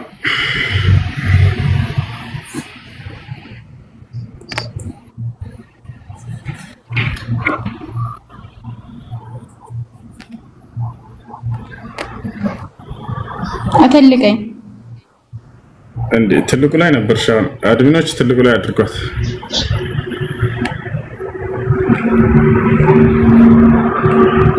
ለሙሐመድ ትሰግዳላችሁ ወይ? ላ ለሙሐመድ አንሰግድም ሰለላሁ ዐለይሂ ወሰለም። እርሳቸውም ሆን እኛ ለአንዱ አምላክ ለአላህ ነው የምንሰግደው። ለእርሳቸው የሰገደ ሰው ሙስሊም አይደለም። ነቢዩ ሙሐመድ ሰለላሁ ዐለይሂ ወሰለም ኢነሁ ላ የርከዑ ሊ አሉ ለእኔ አይሰገድም ብለዋል። ወኢነማ የርከዑ ሊላሂ ዐዘ ወጀል ለላቀው ለአንዱ አምላክ ለአላህ ብቻ ነው የሚሰገደው ብሎ አስተምረዋል። ያው እና እዚህ ጋር ምን ይላል መሰረሽ ይታይሻል እንትን አለሽ ዳራ ያው እና ምን ይላል እናንተ ግን ልጅ የአባትን ኃጢአት ለምን አይሸከምም ትላላችሁ? ልጅ ፍርድና ቅን ነገርን ባደረገ ወዛዜን ባደረገ ጊዜ ፈጽሞ በህይወት ይኖራል አለ። ተቀበሉ ይላል አንዴ ዝቅ አድርጎ ኃጢአትን የምትሰራ ነህ ሰርቶ ትሞታለች አለ። ልጅ አባቱን ኃጢአት አይሸከምም፣ አባትም የልጁን ኃጢአት አይሸከምም። የጻድቁ ጽድቅ በራሱ ላይ ይሆናል፣ የኃጢአተኛውም ኃጢአት በራሱ ላይ ይሆናል አለ። አየህ ቀጥሎ አሁን ሰዎች የኃጢአትን ስርየት እንደሚያገኙ መጽሐፍ ቅዱስ ሊያስተምር ነው። ሰዎች የኃጢአትን ስርየት እንደሚያገኙ ሲያስተምር ምን አለ? ኃጢአተኛው ካደረጋት ኃጢአት ሁሉ ቢመለስ ያው ንስሐ ቢያደርግ ማለት ነው ትእዛዜን ሁሉ ቢጠብቅ ፍርድንና ቅን ነገርን ቢያደርግ ፈጽሞ በህይወት ይኖራል እንጂ አይሞትም ማለት ነው። አይሽው አንድ ሰው የኃጢአት ስርየት በራሱ እጅ ላይ ነው ያለው። ወጣም ያም ምንድነው? ከኃጢአቱ መመለስ ነው፣ ንስሐ ማድረግ ነው። ከዛ በኋላ ኃጢአቱ ይኖራል። ይሄ ነው ነብያቶች ያስተማሩት ትምህርት። ጳውሎስ ወጣና የነብያትን ትምህርት ተሻረ፣ የነብያትን ትምህርት ተቃወመ። ምን አለ? ያለ ኢየሱስ ክርስቶስ ደም የኃጢአት ስርየት የለም አላቸው። ተመልከቱ ነብያቶች ያስተማሩት ሰውየው ንስሐ ካደረገ ከኃጢአቱ ከተመለሰ የኃጢአትን ስርየት እንደሚያገኝና ምህረት እንደሚያገኝ በህይወት እንደሚኖር ፈጽሞ እንደማይሞት ተናግሯል። ይሄ ነው እሺ። ስለዚህ ለኃጢአት ተብሎ የሚከፈል ዋጋ የለም፣ በነፃ ነው የሚገኘው ምህረት መጸጸት ብቻ ነው ማለት ነው። ንስሐ ማድረግ በዚያ ነው ለኃጢአት ስርየት የሚገኘው እንጂ አምላክ የሰው ደም አይፈልግም በፍጹም። እግዚአብሔር አንድም ቦታ ላይ እኔ ለኃጢአት ስርየት የኢየሱስ ክርስቶስን ደም እፈልጋለሁኝ አላለም። እሺ ከነሙሴ ጊዜ ጀምሮ ለምሳሌ የነሱ ኃጢአት ሲሰራ ምናምን ነገር ለሰራው ኃጢአት የነፍስ አባት ተብሎ በኃጢአታቸው መጠን ተቀጥቶ የሆነ ደም ፈሶ ነው ብቻ ደም ወርዶ ነው ምህረት የሚገኘው በብሉይ ኪዳን ጊዜ ማለት ነው። እሱ ሌላ ነው። አሁን ስለ ሰው ደም እያወራን ነው፣ ስለ ኢየሱስ ክርስቶስ ደም የሚለውን እያወራን ነው። እኔ ስለ ኢየሱስ ክርስቶስ አይደለም እኔ ማወቅ የፈለኩት ስለ ክርስትና ነው አይደለም፣ እስልምና ላይ ያለውን ነገር ነው። በጣም ጥሩ። አሁን እዚህ ጋር ደም በመፍሰስ የኃጢአት ስርየት ይገኛል ወይ የሚለው ለምሳሌ ምጽዋት ምንድነው ለድሃዎች ለምስኪኖች አለ አይደለም? እነዚያ ሰዎች አርደሽ የሆነ ነገር አብልተሽ ደም የሆነ ፍየል ሊሆን ይችላል በግ ሊሆን ይችላል ምናምን አርደሽ በማብላት የዛኔ ሰደቃ ምጽዋት ስታደርግ ጊዜ የኃጢአት ስርየት ይገኛል በርሱ። ያ ማለት ግን ያለዚህ የኃጢአት ስርየት የለም ምናምን ማለት አይደለም። የኃጢአት ስርየት የሚገኘው አስልና መሰረቱ በንስሐ ነው። ሰውየው ካደረገው ኃጢአት ወደ አምላኩ ንስሐ ካደረገ የኃጢአትን ስርየት ያገኛል። ነገር ግን ይሄንን ሁሉ ለድሃዎች ለምስኪኖች በማብላት አርዶ መስዋዕት አድርጎ ለድሃዎች ስላበላ በዚህም የኃጢአት ስርየት ያገኛል። መልካም ስራ በሰራ ሰውየው የኃጢአት ስርየትን ያገኛል። በተሻለ ይሄ ነው አላህ በቁርአን ላይ ምን ይላል? ኢነል ሐሰናት የዝሂብነ ሰይአት አለ። መልካም ስራዎች ኃጢአትን ያስተሰርያሉ ይላል። ለዚህ ነው ሶላትን የሰገደ የኃጢአት ስርየት ያገኛል። ለድሃዎች ልክ እንዲሁ አርዶ መስዋዕት አድርጎ ምስኪኖችን ያበላ ያጠጣ ይህ ሰውዬ የኃጢአትን ስርየት ያገኛል። ይሄ ነው እሺ። እና ነብያቶችም ይሄንን ፍየል ሊሆን ይችላል በግ ሊሆን ይችላል ከፍ ሊሆን ይችላል በማረፍ የኃጢአት ስርየት ሰውዬው ቢያስተምሩ ችግር የለም ያስኬዳል። ስለ ሰው ደም ነው ያለው አምላክ አንድ ንጹህ የሆነ ሰው ብሎ ለኃጢአት ስርየት እኔ እፈልጋለሁ አላለም። አይፈልግም የሰው ደም አይፈልግም ማለት ነው።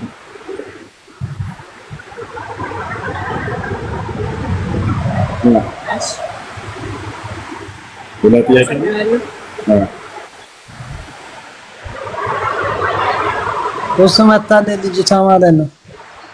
እሺ መታለች፣ ደውልላትና እሺ መታለች። ገስት ላይ ናት፣ ገብታለች ገስት ላይ።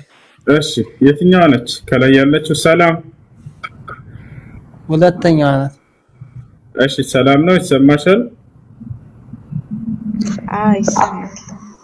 እሺ እስልምናን መቀበል ፈልገሽ ነው? እሺ የምለውን ቃል አብረሽ እየተከተልሽ በይ። አሽሃዱ አሽሃዱ أشهد ألا إله إلا الله وأشهد أن محمدا رسول الله ما شاء الله تبارك الرحمن كزوالا مسلمون شال أهوني على شو قال شهادة قال وينم يمسكر قال يقالال يسلمنا هيمانة يمجمر وتعزازاتنا مسارتنا ترجموا أشهد أن لا إله إلا الله مالت إنه كأنه كالله بستكر بأونة من ملك للأملاكين لم يمسكر له مالت سهم وأشهد أن محمد رسول الله مالت رجموا محمد يا الله ملك تنيانا نبينا شوية مسكر له مالت የነብያቶች ሁሉ የመጀመሪያው ትእዛዝ እናስተምራቸው ይሄ ነበር። ስለ አንድ አምላክ ብቸኛ እንደሆነ ያስተምራሉ። በእርሱ ላይ ቅንጣት ሌላ አጋር እንደሌለ ያስተምራሉ። ይህ ነበር። ከዚያ በመቀጠል ሁለተኛ የእስልምና መሰረት ምንድነው? ለዚህ ላመንነውና ለመሰከርነው ለአንድ አምላክ ብቻ አምልኮን መፈጸም ነው። ወዳቻው ለዚህ ነብያችን ሰለላሁ ዐለይሂ ወሰለም ምን አሉ? ቡንየ الاسلام على 5 شهادة لا اله الا الله وان محمد رسول الله واقام الصلاه አሉ። እስልምና በአምስት ዋና መሰረቶች ላይ የተመሰረተ ሃይማኖት ነው ካሉ በኋላ የመጀመሪያው ምንድነው? ከአንዱ አምላክ ከአላህ በስተቀር በእውነት የሚመለክ ሌላ አምላክ የለም ብሎ መመስከር ካሉ በኋላ እንዲሁም የነብይነት በየዘመናቱ የተላከውን ነብይ እንደ ነብይ ይመሰክራሉ። ከዛ በቀጠል ሁለተኛው ትእዛዝ ምንድነው? ለዚያ ላመነውና ለመሰከርነው ለአንዱ አምላክ ስግደት መስገድ ማለት ነው። አምልኮ መፈጸም ማለት ነው። እሺ ይህ ነው። አንድ ሰው እስልምናን ከተቀበለ በኋላ ሊያደርግ የሚገባቸው ነገራቶች ሻወር ይወስዳል፣ ለሶላት ራሱን ዝግጁ ያደርግ ዘንድ። ከዚያም ንጹህ ልብስን በመልበስ ሶላት መስገድን ይጀምራል ማለት ነው። ስለ ሶላት አሰጋገድ ተምሮ ይሄ ነው። አንድ ሰው እስልምናን ሲቀበል እስልምና ላይ በገባበት ጊዜ ምን ያገኛል ከአምላኩ ዘንድ ወደሚለው ስንመጣ የመጀመሪያው የሚያገኘው ምንድነው? የኃጢአትን ስርየት ያገኛል፣ የኃጢአትን ምህረት ያገኛል። ከኃጢአቱ ሁሉ ንጹህ ይሆናል። ሰውየው በሰለመበት ቀን ኃጢአቱ ሁሉ ይማራል። ልክ እናት እንደወለደችው ህፃን ልጅ ንጹህ ይሆናል። ነብያችን ሰለላሁ ዐለይሂ ወሰለም ይሄን ይናገራሉ። ሐዲስ ላይ ምን አሉ? አልኢስላም የጅቡ ማ ቀብለሁ አሉ። እስልምና ከእርሱ በፊት ያለን ኃጢአት ያስተሰርያል አሉ። የማለት ሰውየው ሲሰልም ጊዜ ያለፈ ኃጢአቱ ሁሉ ይማርለታል ማለት ነው። በሌላ ሐዲስ ላይ ነብያችን ሰለላሁ ዐለይሂ ወሰለም ተውበቱ ተጅቡ ማ ቀብለሁ አሉ። ንስሐ ወይንም ወደ አላህ መመለስ ያለፈን ኃጢአት ታስተሰርያለች አሉ። ይሄ ነው። አላህ ሱብሓነሁ ወተዓላ በቁርአን ላይ ምን ብሏል?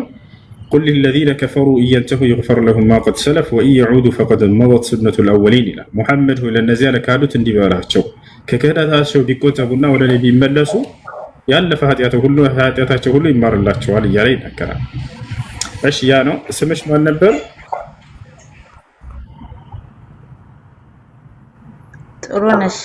ጥሩ ነሽ። እሺ ስሙን መቀየር ካልፈለግሽ ችግር የለበትም። ስሙ መቀየር የምትፈልጊ ከሆነ ደግሞ ምርጫሽ ነው፣ እንቀይርልሻለን። ይቀየር ወይስ በዚሁ ይጽና?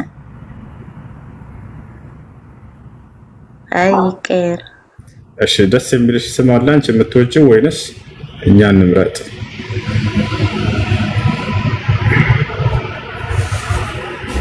እኛ እናጣለሽ ወይንስ አንቺ የምትወጂው? ሀያት። እሺ ደስ ይለኛል። ሀያት እንደውም ጥሩ ስም፣ ደስ የሚል ስም። ሀያት ደስ የሚል ስም ነው። ትርጉሙ ህይወት ማለት ነው። እንግዲህ ዛሬ ትክክለኛውን ህይወት ያገኘሽበት ቀን ነው። እዚህ ዓለም ላይ ትልቁ ቀን ማለት ለእናንተ ለሰው ልጆች ያን የፈጠራችሁን አምላካችሁን አላህን ያገኛችሁበት ቀን ነው። ኢብኑ አልቀይም ረሂመሁላህ ተዓላ እንደዛ ይላሉ። የሰው ልጅ እዚህ ዓለም ላይ ከኖረበት ጊዜው ትልቁ ጊዜው ከጌታው ከአላህ ጋር የተዋወቀበትና እርሱን በብቸኝነት ማምለክ የጀመረበት ቀን ነው ይላል። ሌላው ቀን ወላሂ የሙታንነት ቀን ነው። ነብያችን ሰለላሁ ዐለይሂ ወሰለም ሐዲስ ላይ ሲናገሩ ምን አሉ? مثل الذي يذكر ربه والذي لا يذكر ربه كمثل الحي والميت አሉ። ያ ጌታውን አላህን የሚያውቅና እርሱን የሚያወሳ እንዲሁም አላህን የማያውቅና እርሱን የማያወሳ ምሳሌያቸው ልክ እንደ ህያውና እንደ ሙታን ነው አሉ። ጌታውን አላህ ሱብሓነሁ ወተዓላ አውቆ እርሱን መገዛት የያዘ ሰው ህያው ነው እርሱ حتى ولو مات بيموتም እንኳን እርሱ يتشال بل احياء عند ربهم يرزقون ይላቸዋል አይደል? ሸሂዶችን ከጌታ ህያው ናቸው እነርሱ። ولا تحسبن الذين قتلوا في سبيل الله امواتا بل احياء عند ربهم يرزقون አምላክ አላህ ሱብሓነሁ ወተዓላ ይላል እነዚያ በአላህ መንገድ ላይ የተሰው የተገደሉ ሰዎችን ሙታን ናቸው ብለህ እንዳታስብ አለ። እነርሱ ህያው ናቸው ይላል። እና ይህ ነው ሙታን ብሎ ማለት ጌታውን አምላኩን ያላወቀ ሰውና እርሱን የካደ ሰው ነው እርሱን ያልተገዛ ሰው ነው هذا هو الميت ولو كان على قيد الحياة በህይወት ሲንቀሳቀስ ብታዩትም እንኳን ያ እሺ ለማንኛውም ዛህራ ከታች ያለችው ልጅ ፎሎ አድርጋት ስለ እስልምና ትምህርቶችን የምትማሪበት ግሩፕ ታስገባሻለች በአቅራቢያሽ የምታውቂያቸው ደግሞ ሙስሊም ልጆች ካሉ ጓደኞችሽ ካሉ ስለ ሶላት አሰጋገድ ያስተምሩሻል ስለ ውዱ አደራረግ ያስተምሩሻል ተምረሽ ሶላትን መስከር ትጀምራለሽ ማለት ነው እሺ አያት እሺ አይ እሺ ጥያቄ ያለው መቀጠል ይችላል ማራኪ ሊሰልም ነው እንግዲህ ምናስ ለአሳር ነበር እጄ መጣሁት خلاص ሻለውን እሺ አይ ጃ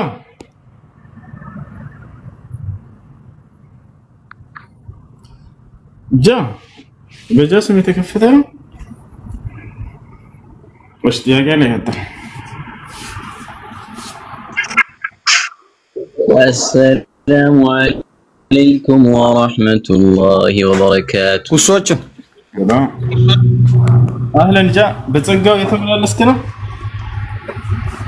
ሰላም አለይኩም ወአለይኩም ሰላም ጸጋው ይበዛል ጤና ሀብልይ ደህና ከረምክ ከመይኻ አለው ዱላ በዛብካ አለው እንዴት ናችሁ አዎ አዘጉት በየሳምንቱ ተማም አለው ሰማ አንተ እኮ ጨረርካ አደገኛ ነው ህዝቡን ወዴት ነው ሂድ የምትለው አስለማ እኛ ንጽጽር ራሱ መስራት አልቻለም እኮ ከማን ጋር እናነጻጽር ሲባል የለም ሲፈለግ የለም በቃ ሁሉም ሰልሟል አሉ ቤት ላይ ይገባዋል ጀ ወደ ጌታው አይ አላህ ይጠብቅ ባለህበት እንኳን ደህና መጣ አሜን አሜን አሜን ጌታ ሰው ዘመን ይባርክ ዛሬው ቀን እኔ ነው እሺ ጥያቄ ያለው መቀጠል ይችላል ሁሱ እየሰማን ሰላም እንዴት ነው السلام عليكم ورحمة الله وبركاته وعليكم السلام ورحمة الله وبركاته عندنا سلام نو يا سلام 10 ቀን ሆነኝ እኮ አስገቡኝ ያልኩኝ እሺ ኦኬ ያው በመጀመሪያ ደስ ብሎኛል አዲስ እህት አግኝቻለሁ ሀያት የምትባል አልহামዱሊላህ ከዛ ያው ወደ ጥያቄ ሲገባ ባለፈው ትንሽ ከእንትኖች ጋር ከክርስቲያኖች ጋር ውይይት ያደረግን ነበርና ስለ እንትን ጠይቂያቸው ነበር ስለ ዲቃላ እስከ 10 ትውልድ ድረስ ቤተ እምነት መግባት አይችልም ማለት የሚል ነገር አንስቼባቸው ነበርና እና ምን አሉኝ እነሱ ቁርአንም ላይ ዲቃላን አትታዘዝ የሚላል አሉኝ ሱረቱል ቀለም ላይ ነው ምናምን እዛ ላይ አለ ብሎኝ አሁን ስለሱ የተወሰነ አስረዳኝ ነበር እሺ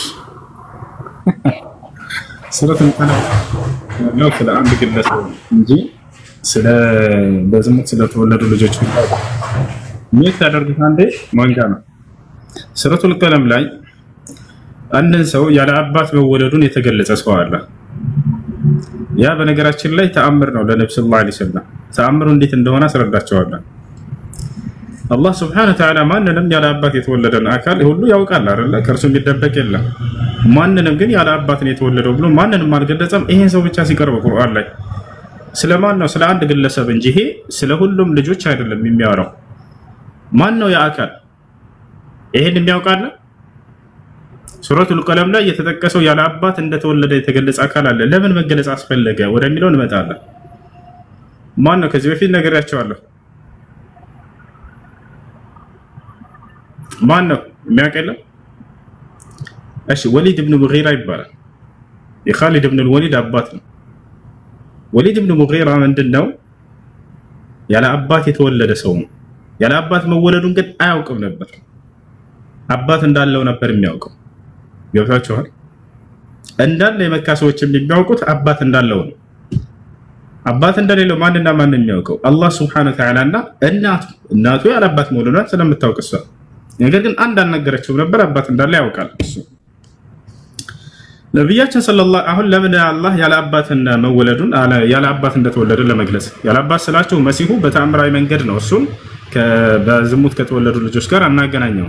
አላህ Subhanahu Wa Ta'ala መሲሁን ያለ አባት ሲፈጥረው ጊዜ ተአምራዊ በሆነ መንገድ ፈጠረው እንጂ በዝሙት ከተወለደ አይነት ጋር አይደለም። እሱ ተቷቸዋል። አሁን እዚህ ቦታ ላይ ያለ አባት መወለዱን መግለጹ ለምን አስፈልገው ወደሚለው እንምጣ። ማን ነው የሚለውን ካወቃችሁ በኋላ ወሊድ ኢብኑ ሙጊራ ይባላል።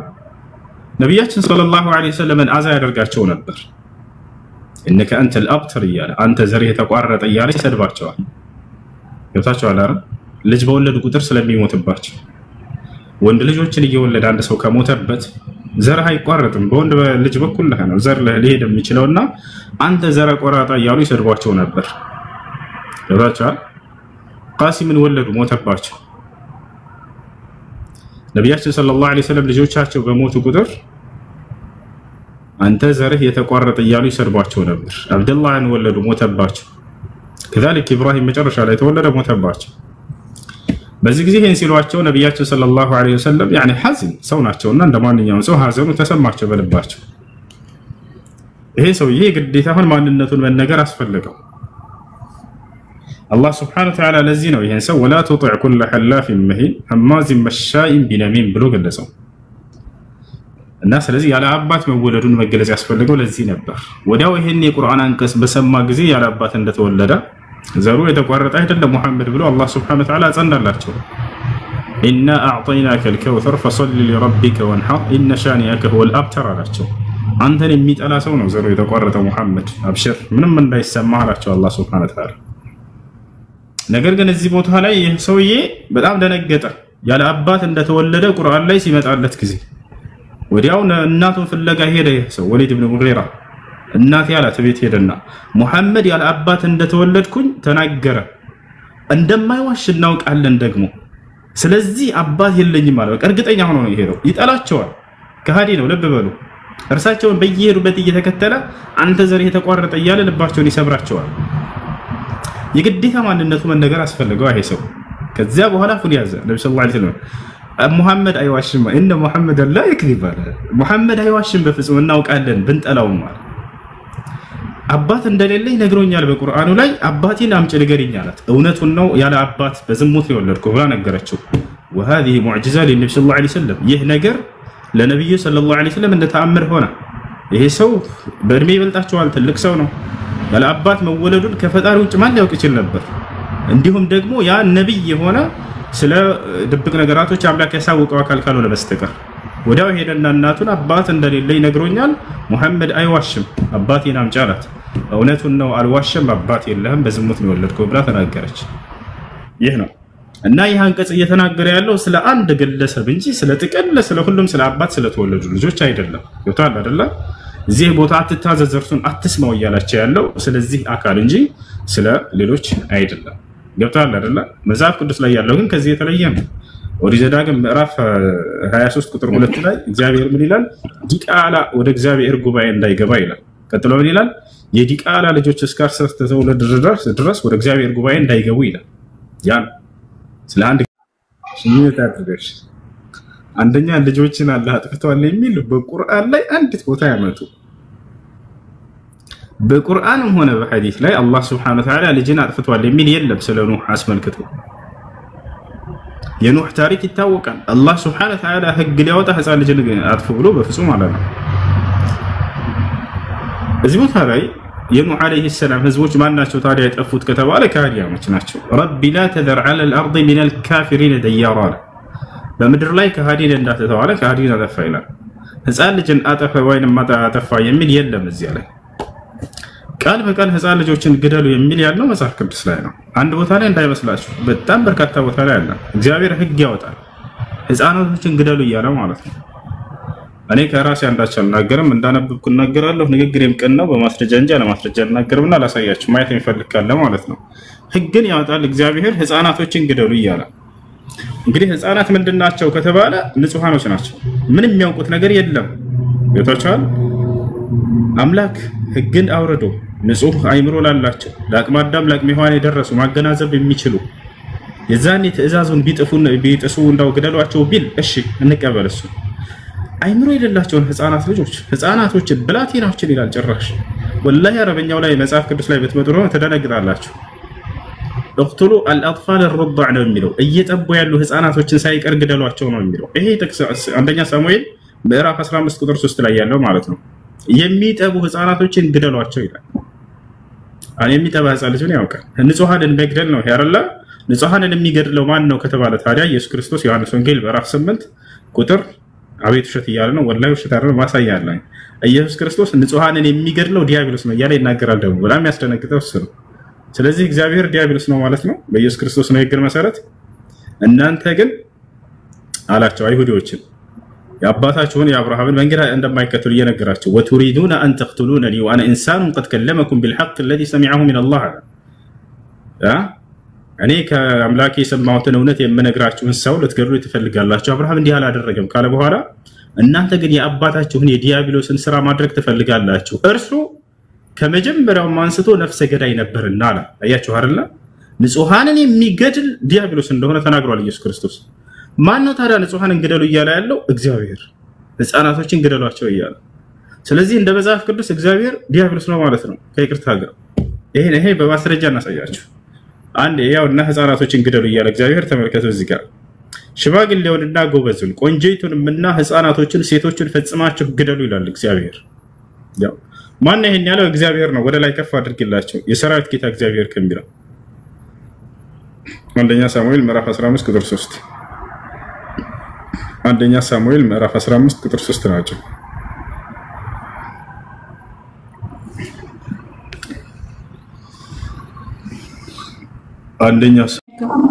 አንደኛ ሳሙኤል ምዕራፍ 15 ቁጥር 2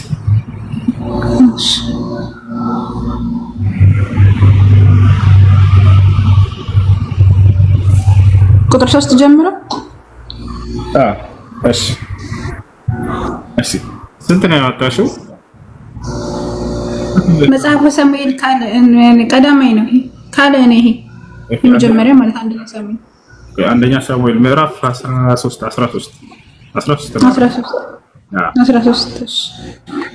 ምዕራፍ 13 ቁጥር ስንት? ቁጥር 2 መሰለኝ ያወጣሽው። ሁለተኛ ሳሙኤል መሰለኝ ያወጣሽው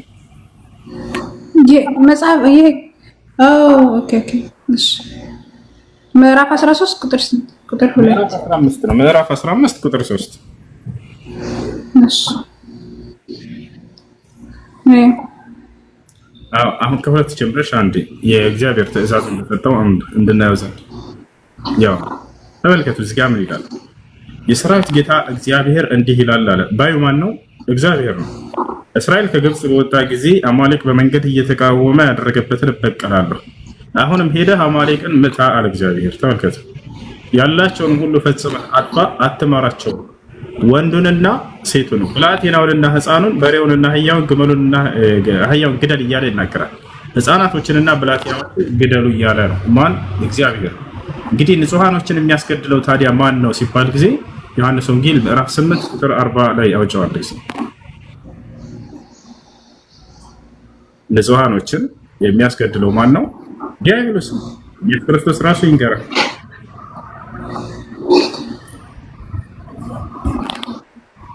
ታከተ ነገር ግን አሁን ከእግዚአብሔር የሰማሁትን እውነት የነገርኳችሁን ሰው ልትገድሉ ትፈልጋላችሁ። አብርሃም እንዲህ አላደረገም፣ እናንተ የአባታችሁን ስራ ታደርጋላችሁ አላቸው።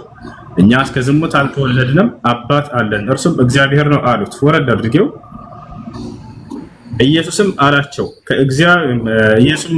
እግዚአብሔርስ አባታችሁ ከሆነ በወደዳችሁኝ ነበር። እኔ ከእግዚአብሔር ወጥቼ መጥቻለሁና እርሱ ላከኝ እንጂ ከራሴ አልመጣሁም። ወረድ አድርጌው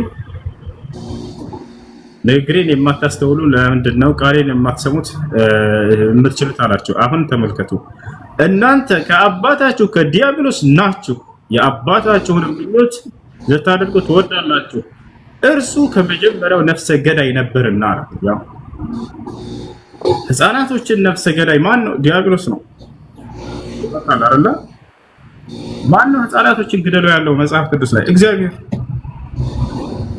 ስለዚህ እንደ መጽሐፍ ቅዱስ አምላክ የሰይጣን ተለብሷል ማለት ይቻላል። በዚህ ነፍሰ ገዳይ ማን ነው? ሕፃናቶችን የሚገድል ብለን ኢየሱስን ብንጠይቀው ያው ዲያብሎስ ነው አለ።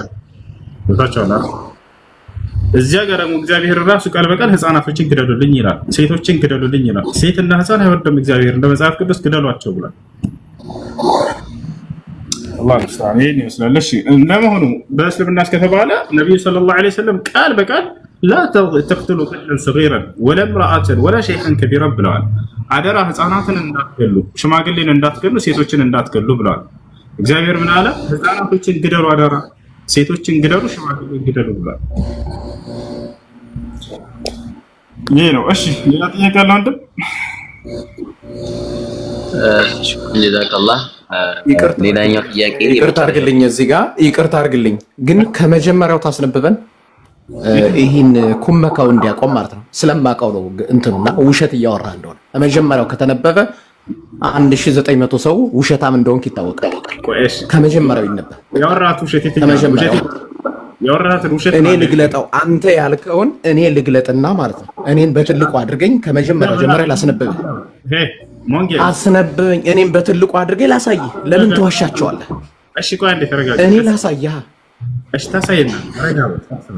እሺ አሁን ምን ልታስረዳኝ ነው? ላሳይህ። ብዙ ማውራት አይፈለግም። አንተ ውሸት ዋሻ አይደል? አንተ ውሸት ዋሻ፣ እኔ ደግሞ ውሸትን በቃ አቁመውና እኔን በትልቁ አድርገኝ። የመጀመሪያው ጀምሬ ላስነብብህ ሁሉን ማለት ነው። አይ ሻብ ችግር የለም። ያ ትልቁ ነገር አብሽ አይ ኦኬ አንዴ ጠብቀኝ ትንሽ እንትን ላውጣ። ጥያቄ አለ ገጠር ያዛት። ኦኬ እኔ ልቀጥል። በነብዩ ሰለላሁ ዐለይሂ ወሰለም ጊዜ የነበሩት ሁሉም ሷሃቦች ይባላሉ። ከዛ ሲቀጥል ደግሞ ሁሉም ሷሃቦች ሁሉ ያው ጀነት ይገባሉ። እንዴት ነው ይሄን ልታስረዱ? እሺ الصحابة بلو مالت كل من رأى النبي صلى الله عليه وسلم وآمن به ومات على ذلك ولما ارتد عن دين الإسلام فهذا صحابة بلو مالت عندي وررك عندي كتاسو تعال ساند مداش وشتام هلو يالك يزم مالكو تشجر له أنا سلاني كبر ألتقمكم النازي لما وشتام مالك بيه قال لما أبشر ما هنم سو ماتوني بسبب مسالة ترايد لما بتشابيين ومن نقراتشو يجي راسي لا أدافع عن نفسي وليس لي وقت أن ندافع عن نفسي سلا راسي مكلاكل بكثير لي قال أتفهم الشيء طراد الله الزجار السونة قرت أساستال تشجر لنا وندزي على لنا مثلا لا تشيلون أكبر أفتكر وتلل القصناعشوا ألا فتير نجر أدمياتشوا كلهم دال فول ونده يدور لو أنا جام من نبري جمرنا صحابوش أشي صحابوش الصحابة بلو مالت إنه مالت نود بلو سلمة عجزي صحابة مالت من رأى النبي صلى الله عليه وسلم نبي محمد صلى الله عليه وسلم يعيّ عندنا مسفرة السنة وآمن به برساتشو يعمنا نبي نتاتشو نعمنو يتقبله مالتنا ومات على ذلك بزيالة يسأنتو بأمنته يموت هي صحابة يبالا كسوستو عنده كقدلة صحابة يبالا يتشل يتاتشو على رلا النبي صلى الله عليه وسلم سلاية بيتشا صحابة ليهوري يتشلالوي لا اندزا بيهون نورو إن أبو لهاب صحابة بيهونو نبر يتواتشو عليكم ነገር ግን አላመኑባቸው ማረላ ስለዚህ ሱሐባ ይባላል። እሺ አምኖ ነገር ግን እርሳቸውን አላገኘም። በዚያው መንገድ ላይም ጸንቷል። ለምሳሌ ነጃሽን እንውሰድ። በነብዩ ሰለላሁ ዐለይሂ ወሰለም ዘመን ነበር። በእርሳቸው ነብይነት አምኗል። በዚያው ላይ ጸንቶ ሞቷል። ነገር ግን አይታቸዋል? አላያቸው። ስለዚህ هو من التابعين كما قال الشيخ صالح الفوزان وغيره من أهل العلم كتابعيوش يمدبوا أو المخضرمون يبالوا كالنزي يبالال ይላሉ እና ያ ነው ልክ እንዲሁ ደግሞ አምኖ አይቷቸው ነገር ግን ሙርተድ ቢሆን ያ ሰው የሰሃባ ይባላል። በዚያው ላይ ጸንቶ ካልሞተ لا ሰሃባ ይባላል። الصحابي هو من آمن بالنبي صلى الله عليه وسلم ورأى النبي صلى الله عليه وسلم ومات على ذلك ولم يرتد عن دين الإسلام ይሄ ነው እና ስለዚህ ሰሃቦች ወዴት ናቸው የጀነት ናቸው ወይ የሚለውን አላህ Subhanahu Wa Ta'ala وكلا وعد الله الحسنى إلى سلام مهاجرة الناس الأنصار يتناقر كلهم من መልካም ነገር ቃል ገብቼላቸው አለሁኝ አለ። ሁስና የሚባለው በቁርአን ላይ ጀነት እንደሆነ ተናግረዋል። للذين احسنوا الحسنى ይላል። ለነዚያ መልካም ለሰሩ ሰዎች ሁስና ወይንም ጀነትን ቃል ገብቼላቸዋለሁ ብሎ አላህ እንደተናገረ በሌላ ቦታ ላይ አላህ Subhanahu Wa Ta'ala ስለ ሙሃጅሮችና ስለ አንሳሮች ሲናገር في سورة التوبة ላይ والسابقون الأولون من المهاجرين والأنصار والذين اتبعوهم بإحسان رضي الله عنهم ورضوا عنه وأعد لهم جنات تجري تحتها الأنهار እያለ ይናገራል። እነዚያ ቀዳሚዎቹ የመጀመሪያዎቹ ሙሃጅሮችና አንሳሮች ለእነርሱ ገነትን አዘጋጅቼላቸዋለሁ ይላል እና ይህ ነው በጥቅሉ እነዚህ አካሎች የጀነት እንደሆኑ እናምናለን። ነገር ግን አንድን አካል በተናጥል ነጥሎ ለመጥራትስ ያ በቁርአንና በሐዲስ ላይ ስሙ በተናጥል የተጠቀሰውን በተናጥል እንጠራለን። ልክ ለምሳሌ ነብያችን ሰለላሁ ዐለይሂ ወሰለም አቡበክር ፊል ጀና፣ ዑመር ፊል ጀና፣ ዑስማን ፊል ጀና፣ ዓሊ ፊል ጀና፣ ጠልሃ ፊል ጀና፣ ሰዕድ ፊል ጀና፣ ሰዒድ ፊል ጀና፣ አብዱራህማን ብን ዐውፍ ፊል ጀና፣ አቡ ዑበይዳ ብን ጀራህ ፊል ጀና ብለው እንደተናገሩት አቡበክር የገነት ነው፣ ዑመር የገነት ነው፣ ዑስማን የገነት ነው፣ ዓሊ የጀነት ነው እንዳሉ ስማቸው ጠቅሰዋቸው የተናገሯቸውን ስማቸውን እንጠቅሳለን። ስማቸውን ጠቅሰው አከል የጀነት ነው ያላሉንን ስሙን ጠቅሰን እኛ አንሽቀዳደም። ላ ነተሳበቁ መዐ አላህ ዐዘ ወጀል ወመዐ ነብዩ ሰለላሁ ዐለይሂ ወሰለም። አቡ ሁረይራ የጀነት ነው ማለት አልችልም ዝም ብዬ ተረስቼ አቡ ሁረይራ የጀነት ነው የሚል ስሙ ተጠቅሶ ስለሌለልኝ ማለት ነው። በጥቅል ሁላቸውንም በጥቅል እንላለን። እሺ